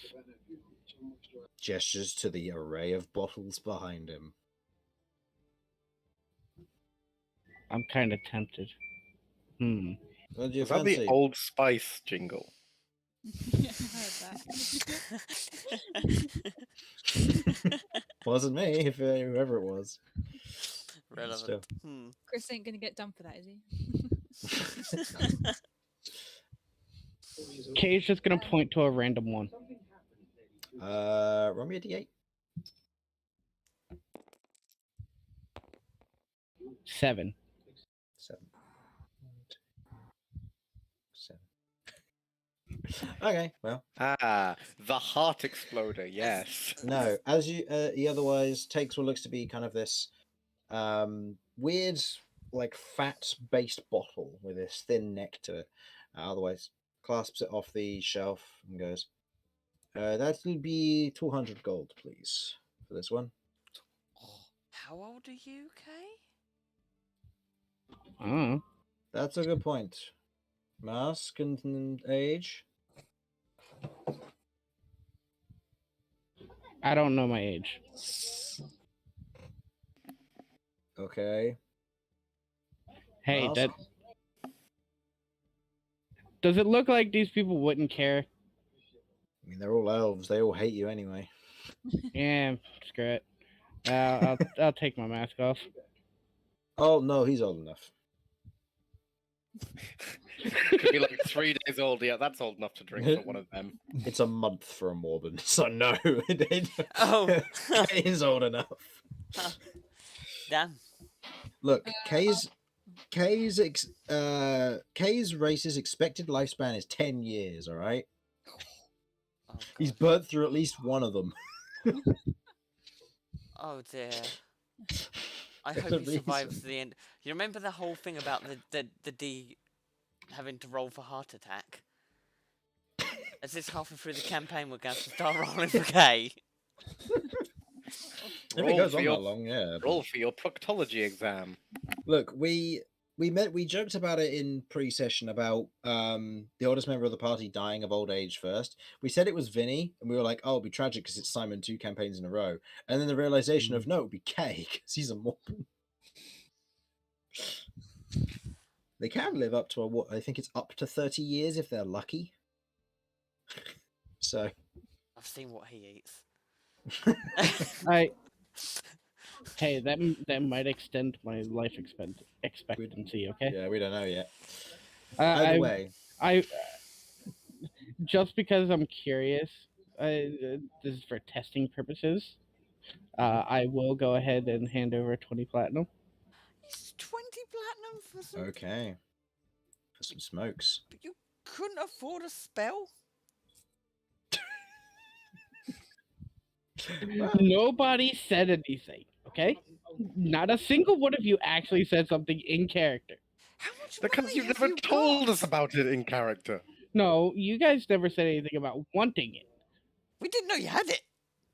In character, Oh. we didn't know it was there. No, Out of I'm character- talking about the spell. Oh, the spell. Ah. We would like the money, though. You're not getting my money. I stole this on my own. I almost died for this money. It's true. I almost We died. lied to an officer of the law for you. And I told the- Unnecessarily. And I told the truth. Yeah, but we did it for you. Okay. I'll just take a water. Water bros. All right. Anything else while I'm at it? No. No? All right. Go take your seats then. I'll prepare this and get it all sorted for you. And he takes the bottle Oh, and kind of gives can- it a general shake, puts a little bit of water into it, gives it a little bit more of a mix. Can I go back on one thing? Mhm. Before I take my mask off, I Mhm. would like to use 1 biological resilience to turn my fur from white to black. Okay. Good to know. Makes you less identifiable. when you're not Yes. wearing your clothes, which, doesn't help your armor class, doesn't change your armor class at all, just, All right. So, otherwise, putting the mask back on, heading back to your seats. There are a few other tables around here in booths, and you can see that there are people who are otherwise leaning back and relaxing. There's one group of individuals who seem to be just like a regular group. They're sat round, they're playing cards, just enjoying a drink or two. They don't seem to be too hostile, but they're also very off-put by your intrusion here. As you otherwise head to the booth, you can see that to the left there are two booths, one fancy, one less fancy. The one that's fancy seems to have, from what you can tell, 3 individuals in it, currently laid back, these large, almost vase-like long neck glasses in front of them, long tubes, when they have what looks to be a mouthpiece in their mouth as they breathe in, and these heavy cyan colored fumes exit through their nostrils, and you watch as there's almost this veil of magic which otherwise exudes off of it for a moment before they just lean back and relax. You see that the less fancy one seems to have 2 individuals currently sat in it. They aren't particularly nice looking, but they aren't particularly rough looking. They have what looks to be the same kind of a similar armored garb as the other ones, and they have weapons to their side. They kind of just sat there drinking, and they have what looks to be a small bowl in front of them with some burning something in it, which is rising up towards them. They have kind of a reddish eye look to them. There is a large painting on the wall straight ahead of you, which, before you enter your booth, which you can see has a kind of this majestic looking elven king with a umbrella over his shoulder and kind of this fake rustic crown across his head, kind of just standing there looking all regal. You see bits of what looks to be curtain drape on either side of it, framing it to a certain extent, and what looks to be kind of just some nice framework to the piece itself. You otherwise enter your booth to the right, a rather large booth fitted to sit about 6 to 8 people. And as you otherwise head in, you take your seats, your drinks are brought to you, your flask is placed in front of you, Kay. There we go. They'll be with you when they arrive. That's all I can say. Okay. Right then, we'll wait here. Okay. Kay, Yes. please roll me a charisma saving throw.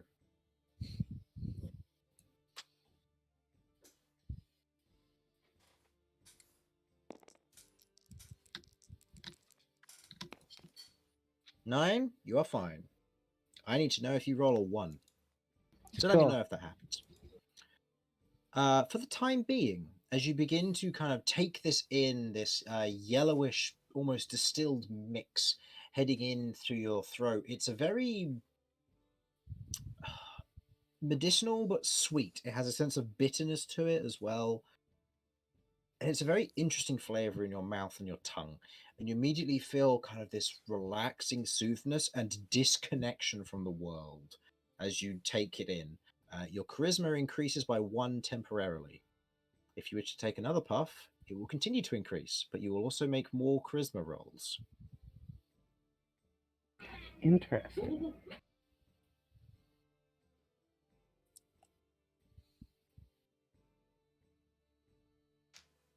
Goodbye. Bye, Harlan. Oh, we lost Harlan? Yes. Okay. Is there anything that you would like to do during this time prior to meeting the Taskmaster? Any conversations you'd like to have or anything you'd like to do? Kay, he's seeing how people blow out the smoke and how he has to blow out the smoke, wants to see if he can make any elaborate shapes with the smoke. Okay. I will say, make me a... What check do you use for blowing out smoke? General D20 check.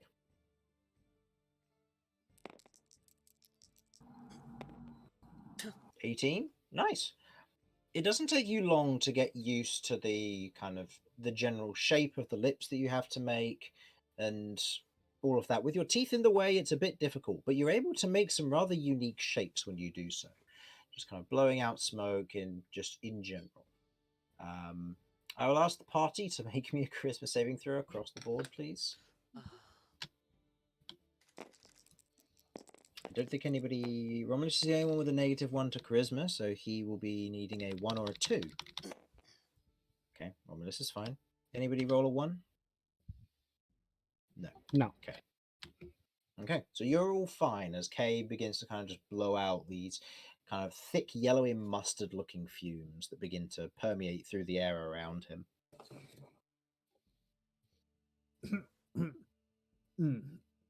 Please be careful where you're blowing those, okay? I will direct them towards Romulus. Don't worry. They smell. I don't like it. It actually tastes good. I'll say you roll me another roll, please, Kay, just to see how it goes. Okay, you're fine. And your charisma again temporarily increases by another 1, so it's +2 currently.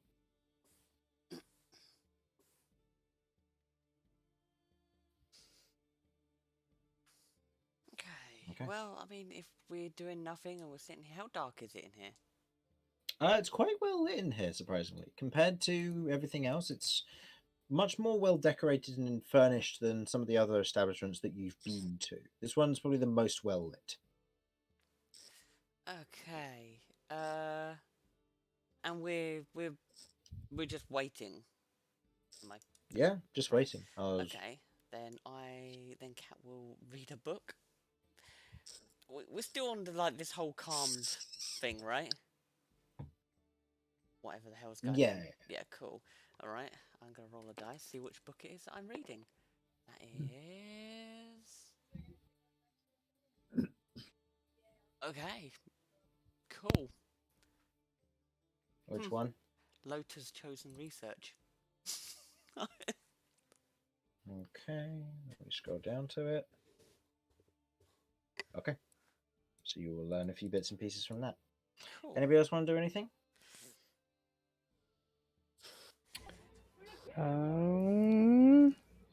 Any curve at all?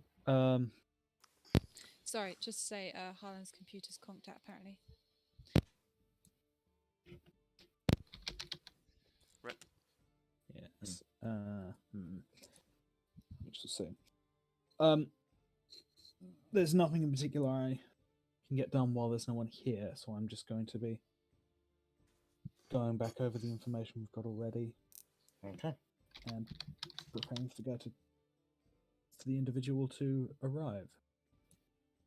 Curb has a general look around for a goose. Roll me a perception check. Never know. Doubt it.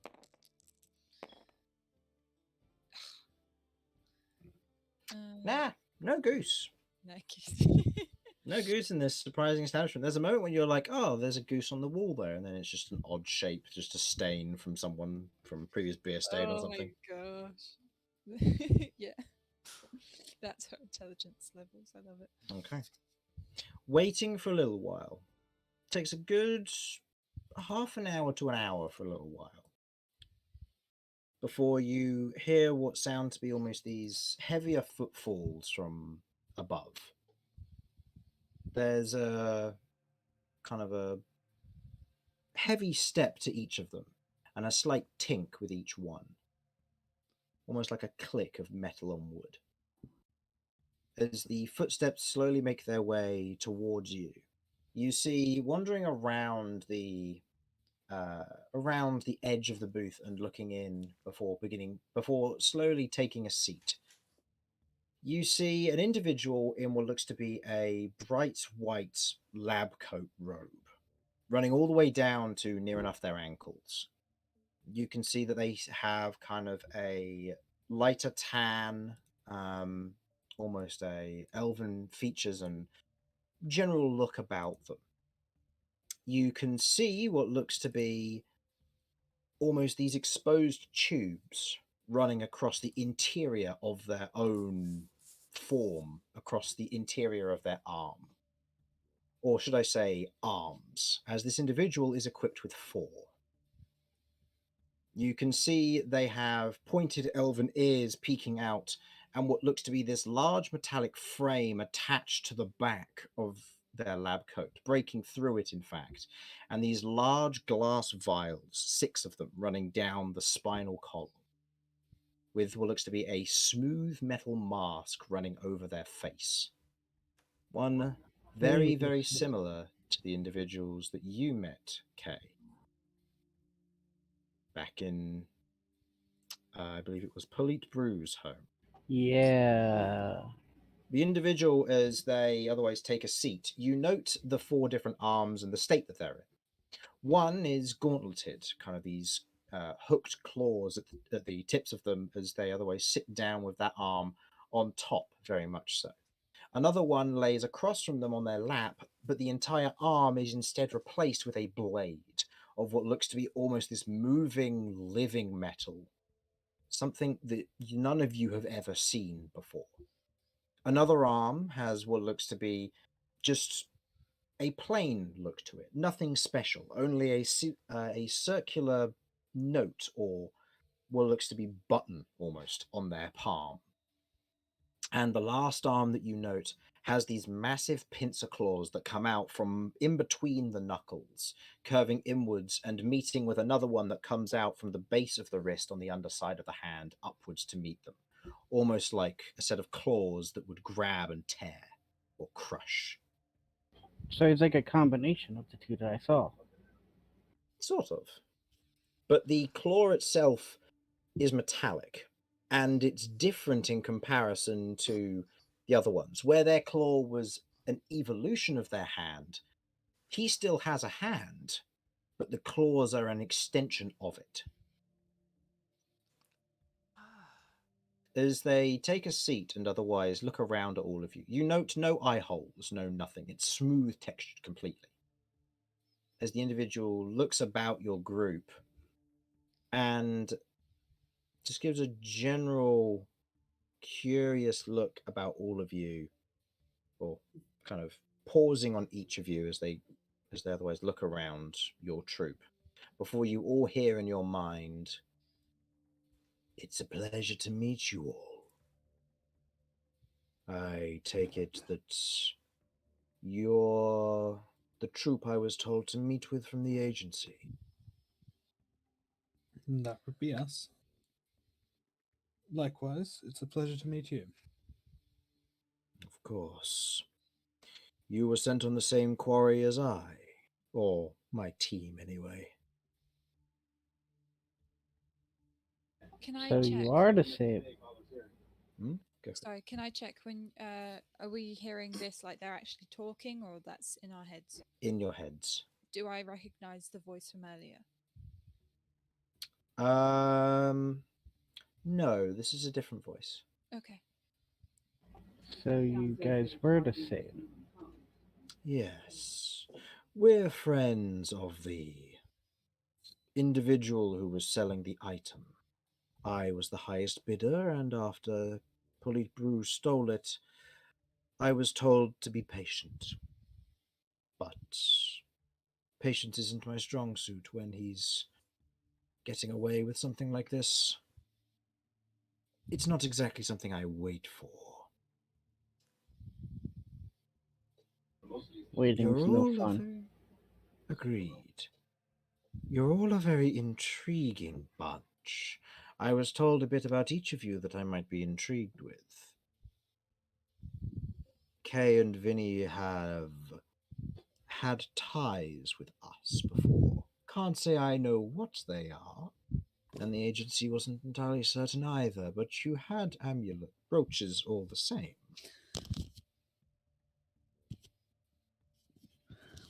Can I even though it's mental, can I get any understanding if it seems like he might suspect that we got it from not good terms? I will say this is an insight check with disadvantage. because in this instance, this is working with mental communication and an individual who's wearing a mask, which gives off no facial features or any slights in any way. This is working off of language alone, which is exceedingly difficult.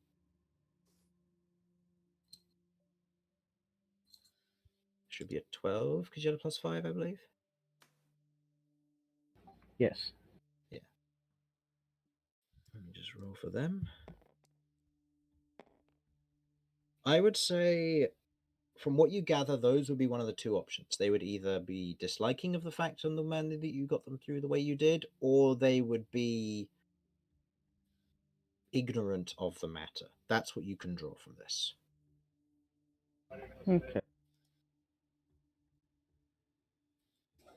Wait, you've got information about each of us? Yes.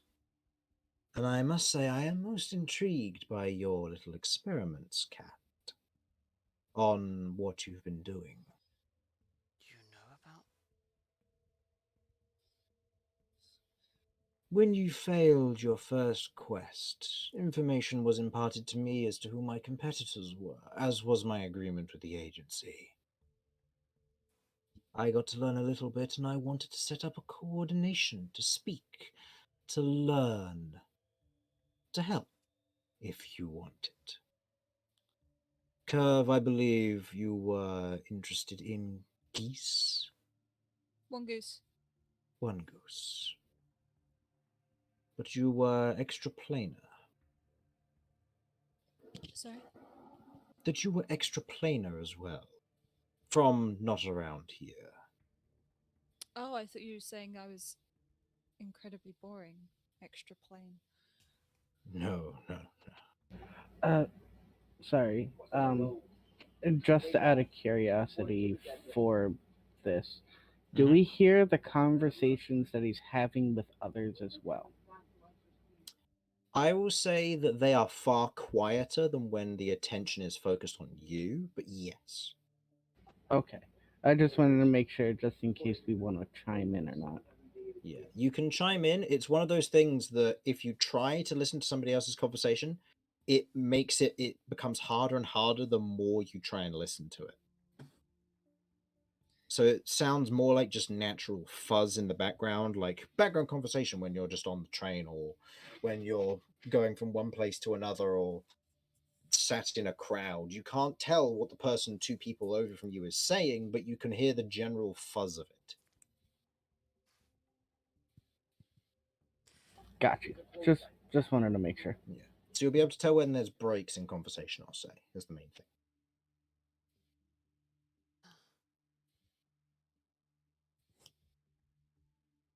It's everything, almost. Not everything.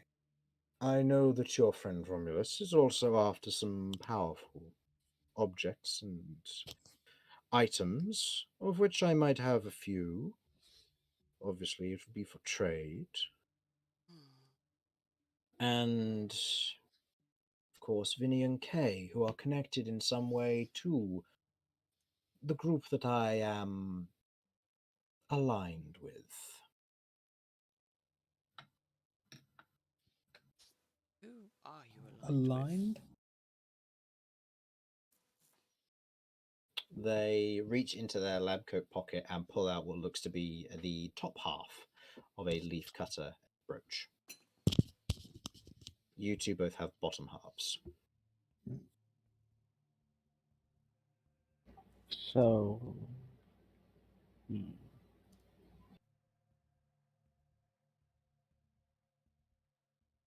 So what? When I received this, I always wondered what the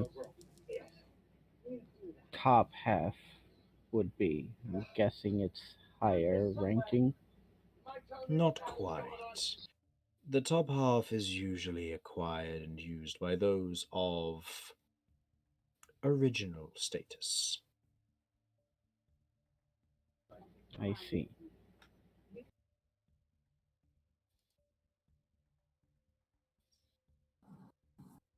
So So yes, Romulus, just to give you a quick run through on what this person looks like.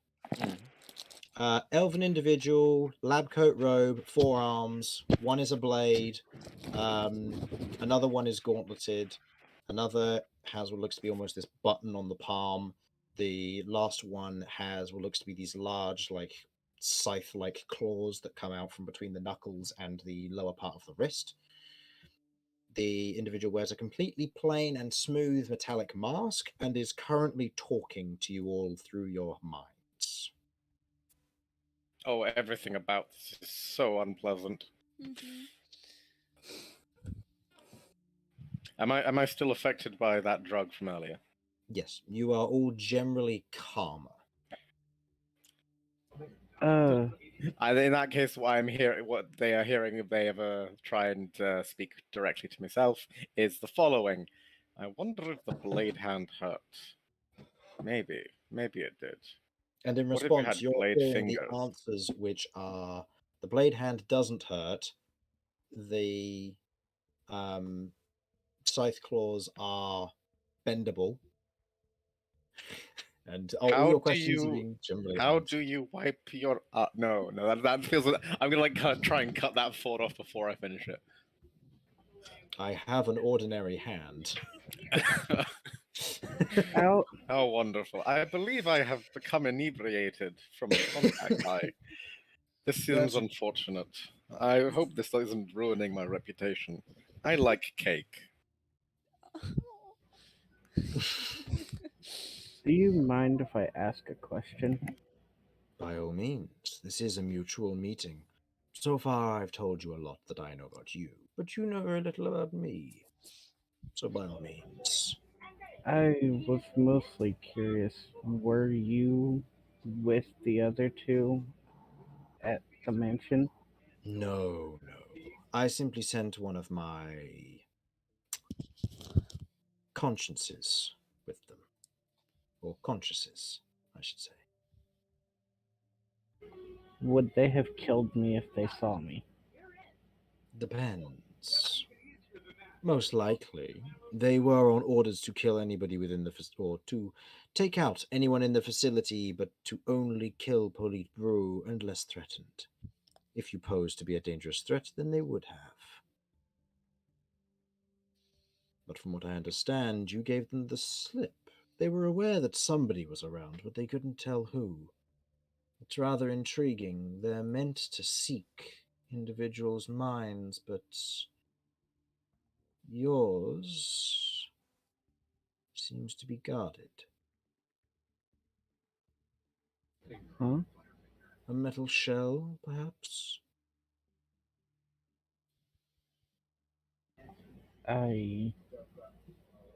Your body. You are also now made very clearly aware of a metallic cranial plating, which seemingly has been mildly shielding you from mental intrusion for some time. But it seems to also be enchanted in place, and as you try to manipulate it, you're unable to do so. Oh. Fascinating, isn't it? My creations work off of sensing consciousnesses through detect thoughts. Anyone who is thinking can be seen. Creatures too small to be seen are unaffected or dismissed, as were your rats. But you, I'm surprised they couldn't sense you.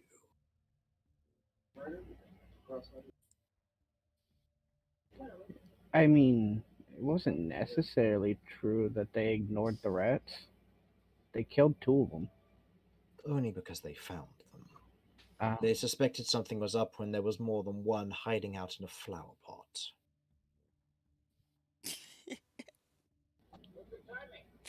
understandable. I honestly didn't even know this about myself. I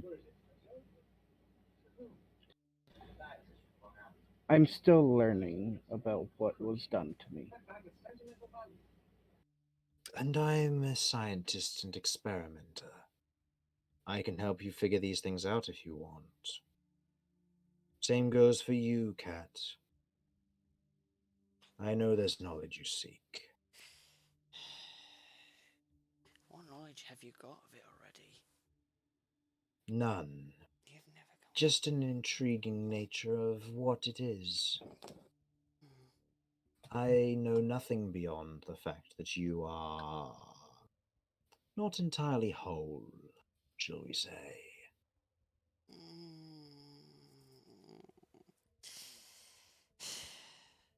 Do you know about Cychania? She is magical, but beyond that, I haven't been able to experiment or see. I don't know these things. I only wish to find out what they are. I would like to talk to you more about this. This is a long journey. But for a bit of information, as you've given some back, as far as I know, Cychania is the key.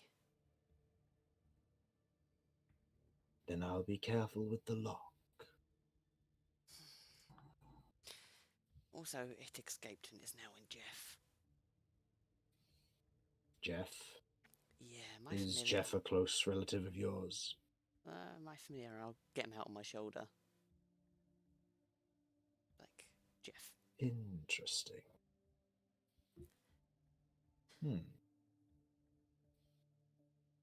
And then there's Kay that's just wondering about the living metal on him. He's wondering if that could work with him.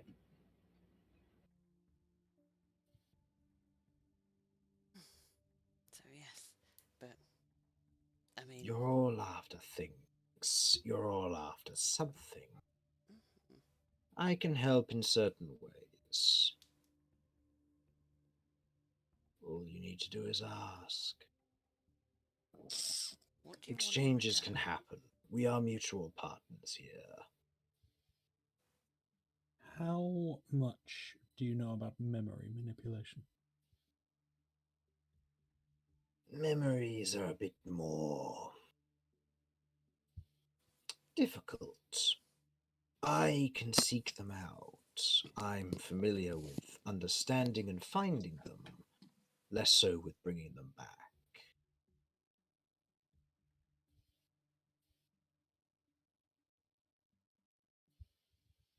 I can't tell you what you've eaten yesterday if you don't know, but I can tell you that you ate yesterday.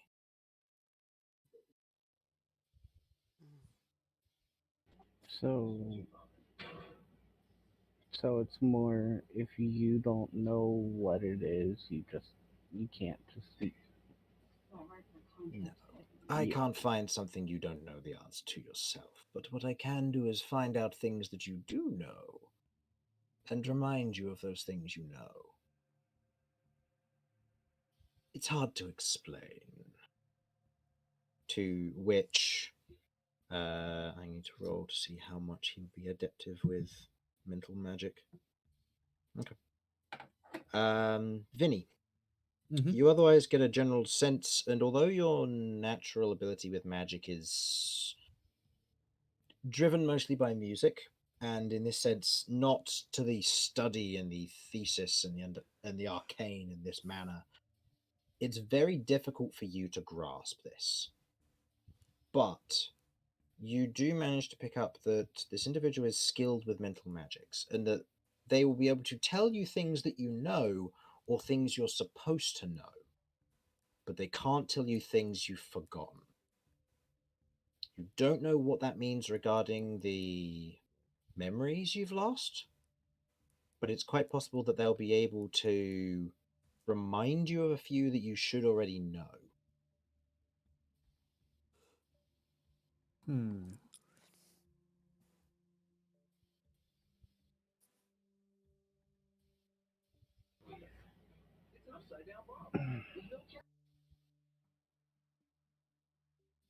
So if there's a memory in my head that has been locked away by some force. Would you be able to do anything about that? Quite possibly, yes. But like I said, a lot of this would take time, effort. I'd need to figure these things out, and I might even need some particular things to make it work. I work with chemical and biological sciences mostly. My magic is elementally bound by chemical and thaumaturgic means.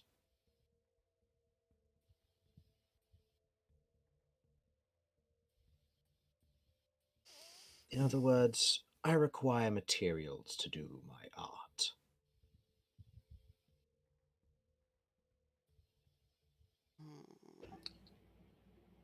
What kinds of materials? Rare? Expensive? It'll vary depending on the condition. If you say they've been locked away, most likely a material of equivalent value to what's locked it. The source would be a perfect way to unlock it, but I imagine that if that were the case, you'd already have done it.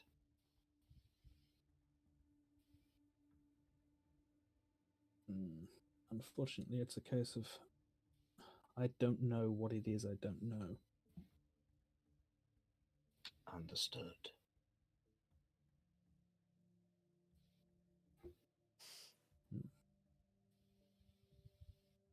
And Romulus and Curve.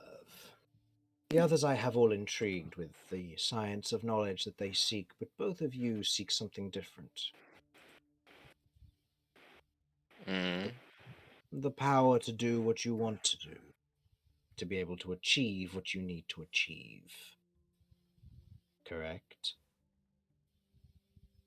Were you already Something doing like that.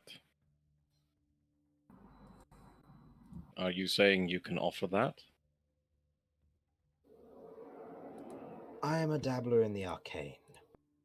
I can make things. I can provide things that I've taken as well.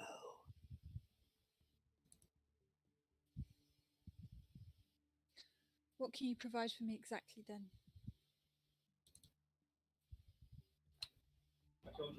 Oh, He looks at you for a moment. There are things of interest that could be useful to you. But you're seeking a singular creature, so a way to hone in on it would be most useful. There are methods to do that. Such as? Have you ever heard of a honing compass? I can get the gist of it from what it's called. It'll guide you to something you know. It's a general effect. It's not simple. But it can work. It'll require a piece of something related to it. Related Something to the that, goose. something that either you have or someone else might. I can't imagine you don't know the person who owned the goose beforehand, that you don't know this. When you say related, does that have to be literal? Or figurative.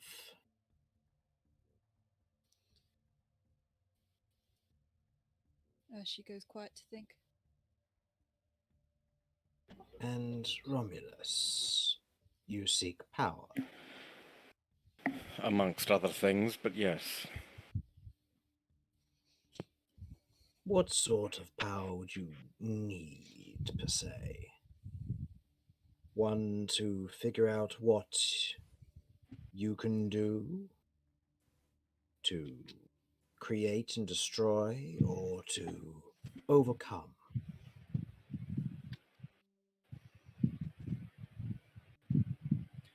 What I need is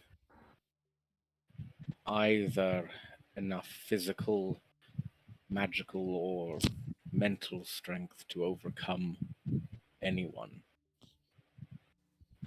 Peerless warriors, invisible thieves, and minds greater than my own. Doesn't matter what kind of power, as long as it can overcome them.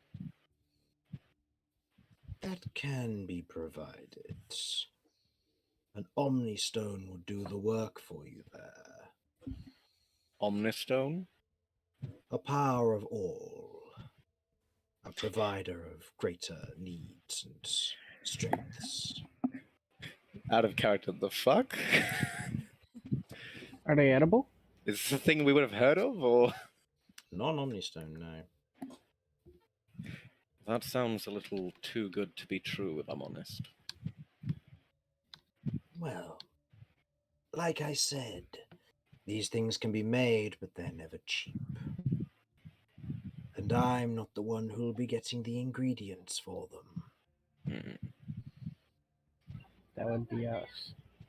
That Alright. would be you.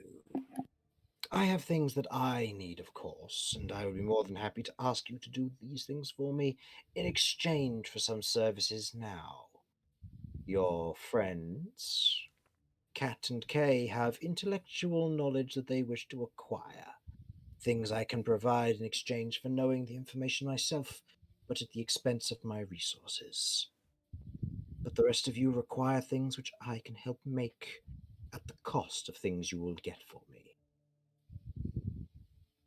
Does that sound fair? Sounds fair enough to me. As long Yes. as everyone else is happy with it. Making a deal has never gone wrong in my life ever. So let's go for it. Deception check.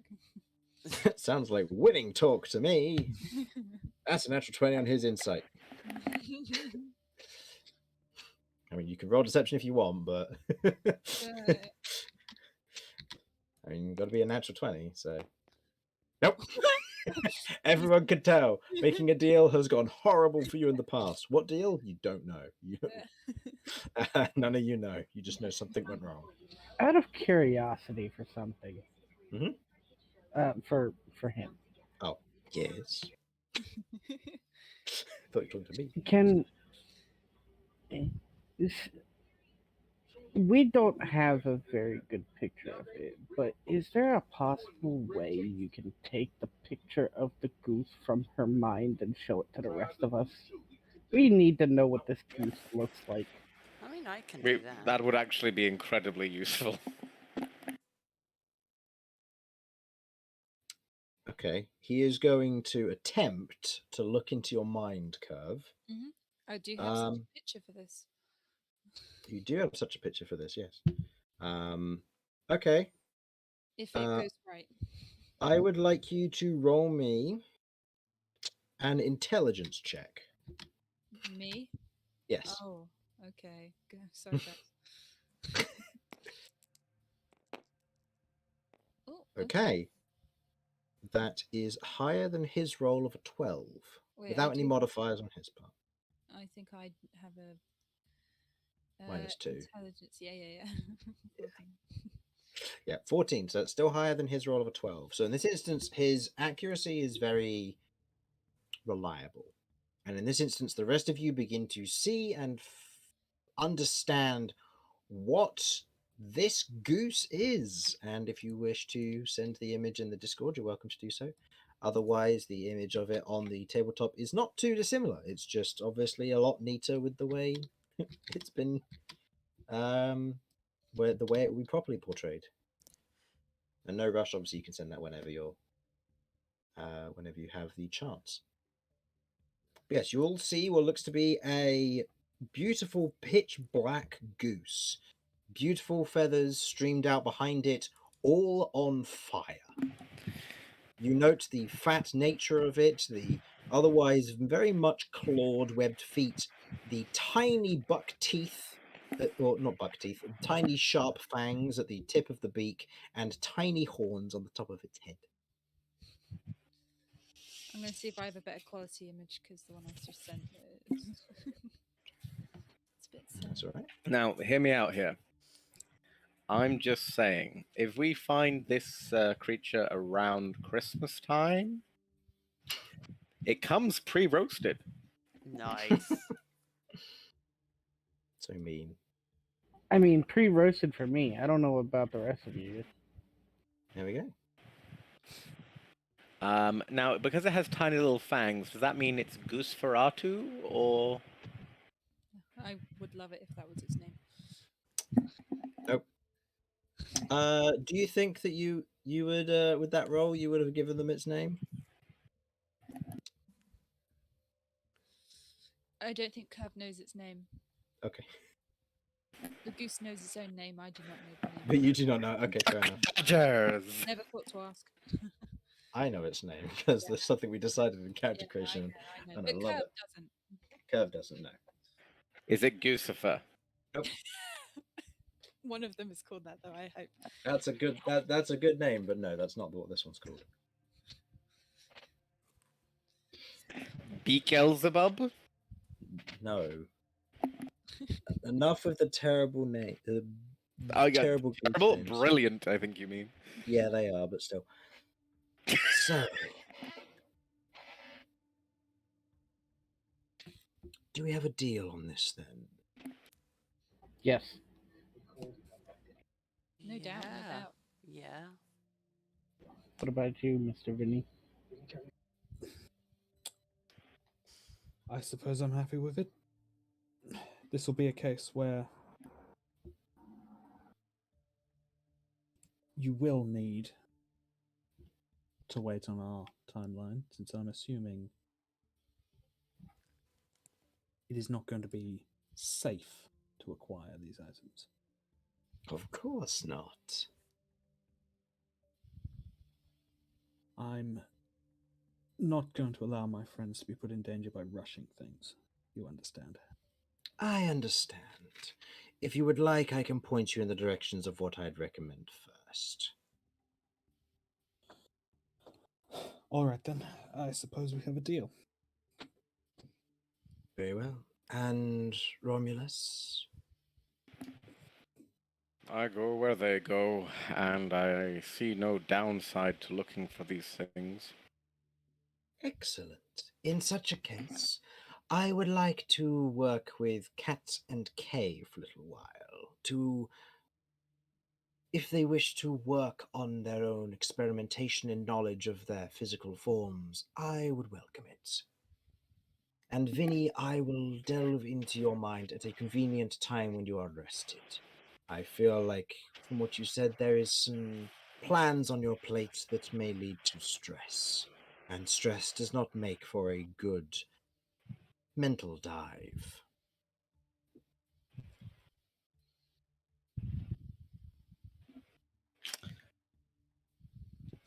I,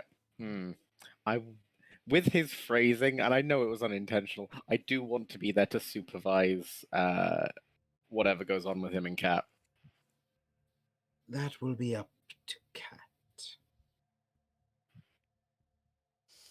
She may not, you may be her guardian, but she is her own person in concernings to her body. And you're a stranger, my dude. I mean, do you have a child? No, I have no intentions for having children. Right, if you did have a child, say you were put in charge of a child, would you let them be alone with someone who was talking about examining their body? I'm just saying.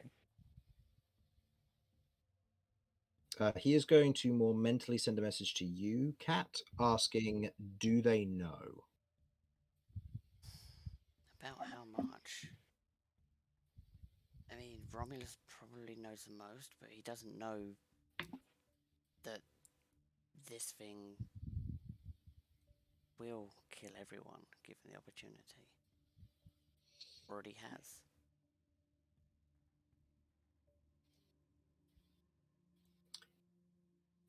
Let me rephrase it this way then. For you, Romulus. I will help Cat reach the boundaries she wishes to reach in understanding who she is. I am a scientist of biology. I will provide the tools she needs to find out what she wants, and where she cannot figure something out, I will point her in the direction of what I need to help her.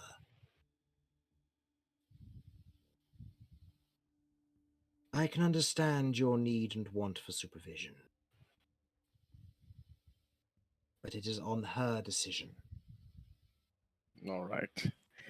Cat, Mm-hmm. whatever you decide, I will of course abide by it. But remember, I will always support you. Okay. Maybe the first time you can come with me, but I also feel this is a journey I need to confront. Very well. Then that is fine. But only you.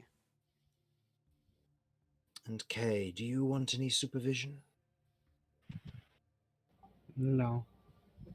I'm not sure what I am capable of, and I don't want to risk any others. Understood. Then it is settled then. For those of you who have a more experimental quality to them, meet back with me whenever you are ready and available, and I will set you on the path for what I do not have. By all means, feel free to communicate with me via any means. And how do we communicate with you? Yes, what should I address any letters as? I was hoping to try and pick up sending, but I failed that in the arena.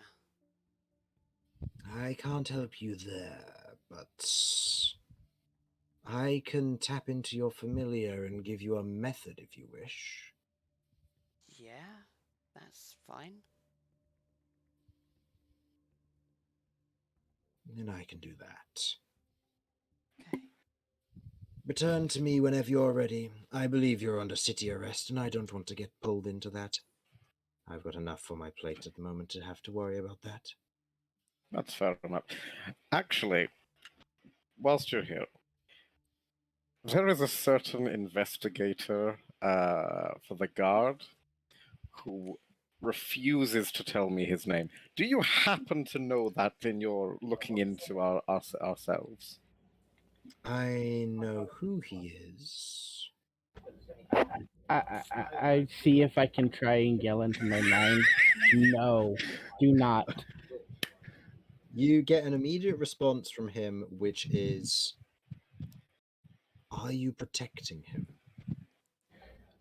From him, yes. What?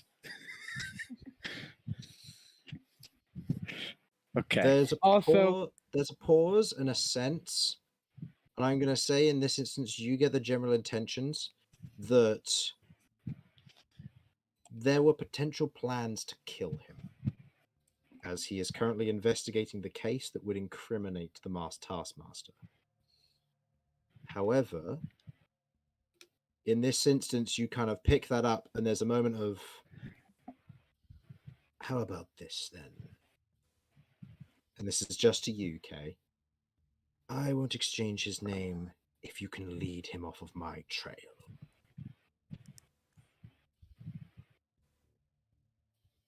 I don't care how it's done.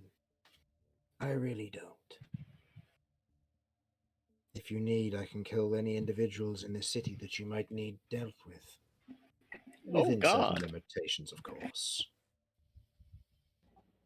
The only thing that I can think of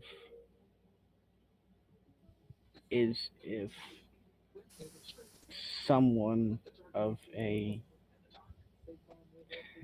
Kay has no holding back for this type of thing. So the only for it. thing that I can think of that will throw him off the case is if somebody of more importance than the one that was killed is killed. Understood.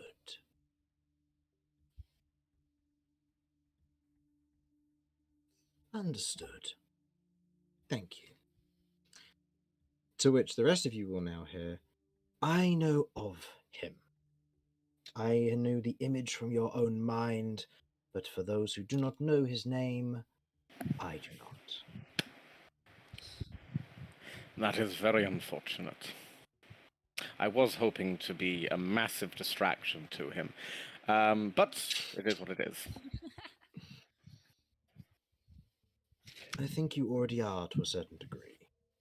Oh, I assure you, I am very competent at being more annoying and distracting than I am currently. Maybe that's my secret power. Just being intensely annoying. Maybe it is. Mm. Well, if any of you plan to seek me before you leave for your next venture, wherever that may take you, just come back here. Make sure you have the emblem, the brooch with you, of course, as a method of entry. They will know your face, or the barkeeper will at least. Do we have They only not- one brooch between us? You have two. Two. Kay has one, Yep. and Vinny has one. You then hear a muffling. All of you hear a muffling as he is having a conversation with somebody else elsewhere, just in the vicinity. Just a general muffling of just something being said. Then there's a pause. I must be off. I will leave you all to your refreshments. 1 second. Hmm. I'm gonna think. Is this private at the moment? Can they hear? They can't now. Okay. Would you like a sample to get started? We're going out of city for a little while. So long as you don't mind what happens with it. If I can get some answers, then just please don't free it. I worry. Understood. Okay. Okay. I have a syringe. Are you any good at taking samples? I can't bring myself to do it. What from? The arm. I can. Okay. Is there somewhere private? I mean, I don't think doing it in the middle of this shop's going to be great.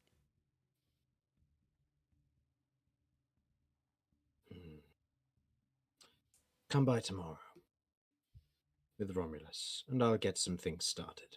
Okay. It won't take long. Okay. All right. Thank you. And And Kay I'll will, have my own syringes. You won't need yours, which I'd recommend getting cleaned for whatever purpose they've had so far. Yeah, They're I'm not gonna. going. They don't look particularly sterile. No, I don't think they are, but I don't know if this thing could die from them. I will try to get back here as soon as possible, but if I can't get in contact due to the guards and what have you before we leave the city, would it be possible for you to provide me with whatever materials you'll end up requiring? I'll get a list sorted. Appreciated. I will be coming back tomorrow. It might be an extensive journey. I'll let you all figure out your own time schedule, and we'll work from there. Right then. Very One well. other thing, and then I'll let you get on with your business. Of course. If you've been paying attention to and checking in on me, do you know anything about Cassius or Carver? I was only informed of your predicament and mental restraint, shall we say. I have not been informed of extra individuals, but I can hunt them down if you wanted me to set something on that.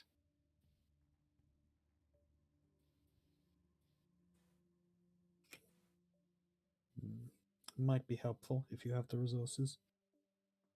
I can set up some connections. Consider it fortunate future payment for something that I will require later on.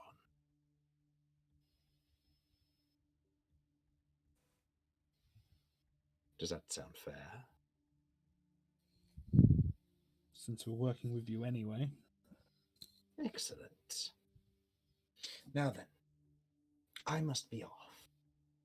They stand and you watch as they lift their gauntlet, which you watch has or as you otherwise have a look at it, has these 3 vials that run into the back of it.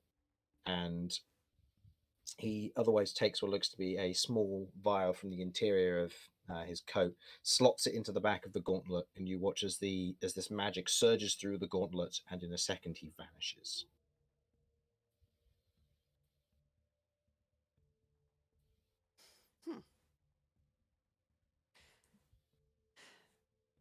Oh, I mean, he seems to have a lot of answers to a lot of things.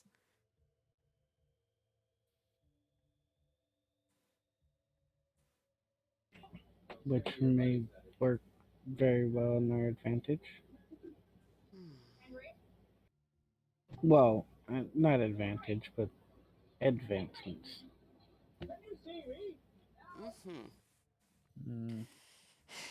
Still not entirely sure what to make of him, but he could be a useful ally at least. I'm gonna look up at Romulus. Romulus, we need to come back here tomorrow. Then I will, of course, be here with you. For as long as you wish. No, that's fair. Fair. Before we head out, I need to head back here.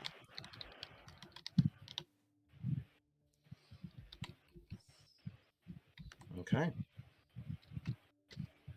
So, with the party now finished on their meeting and errand, they head back to the Firefly Stacks, where they get a nice rest for the evening.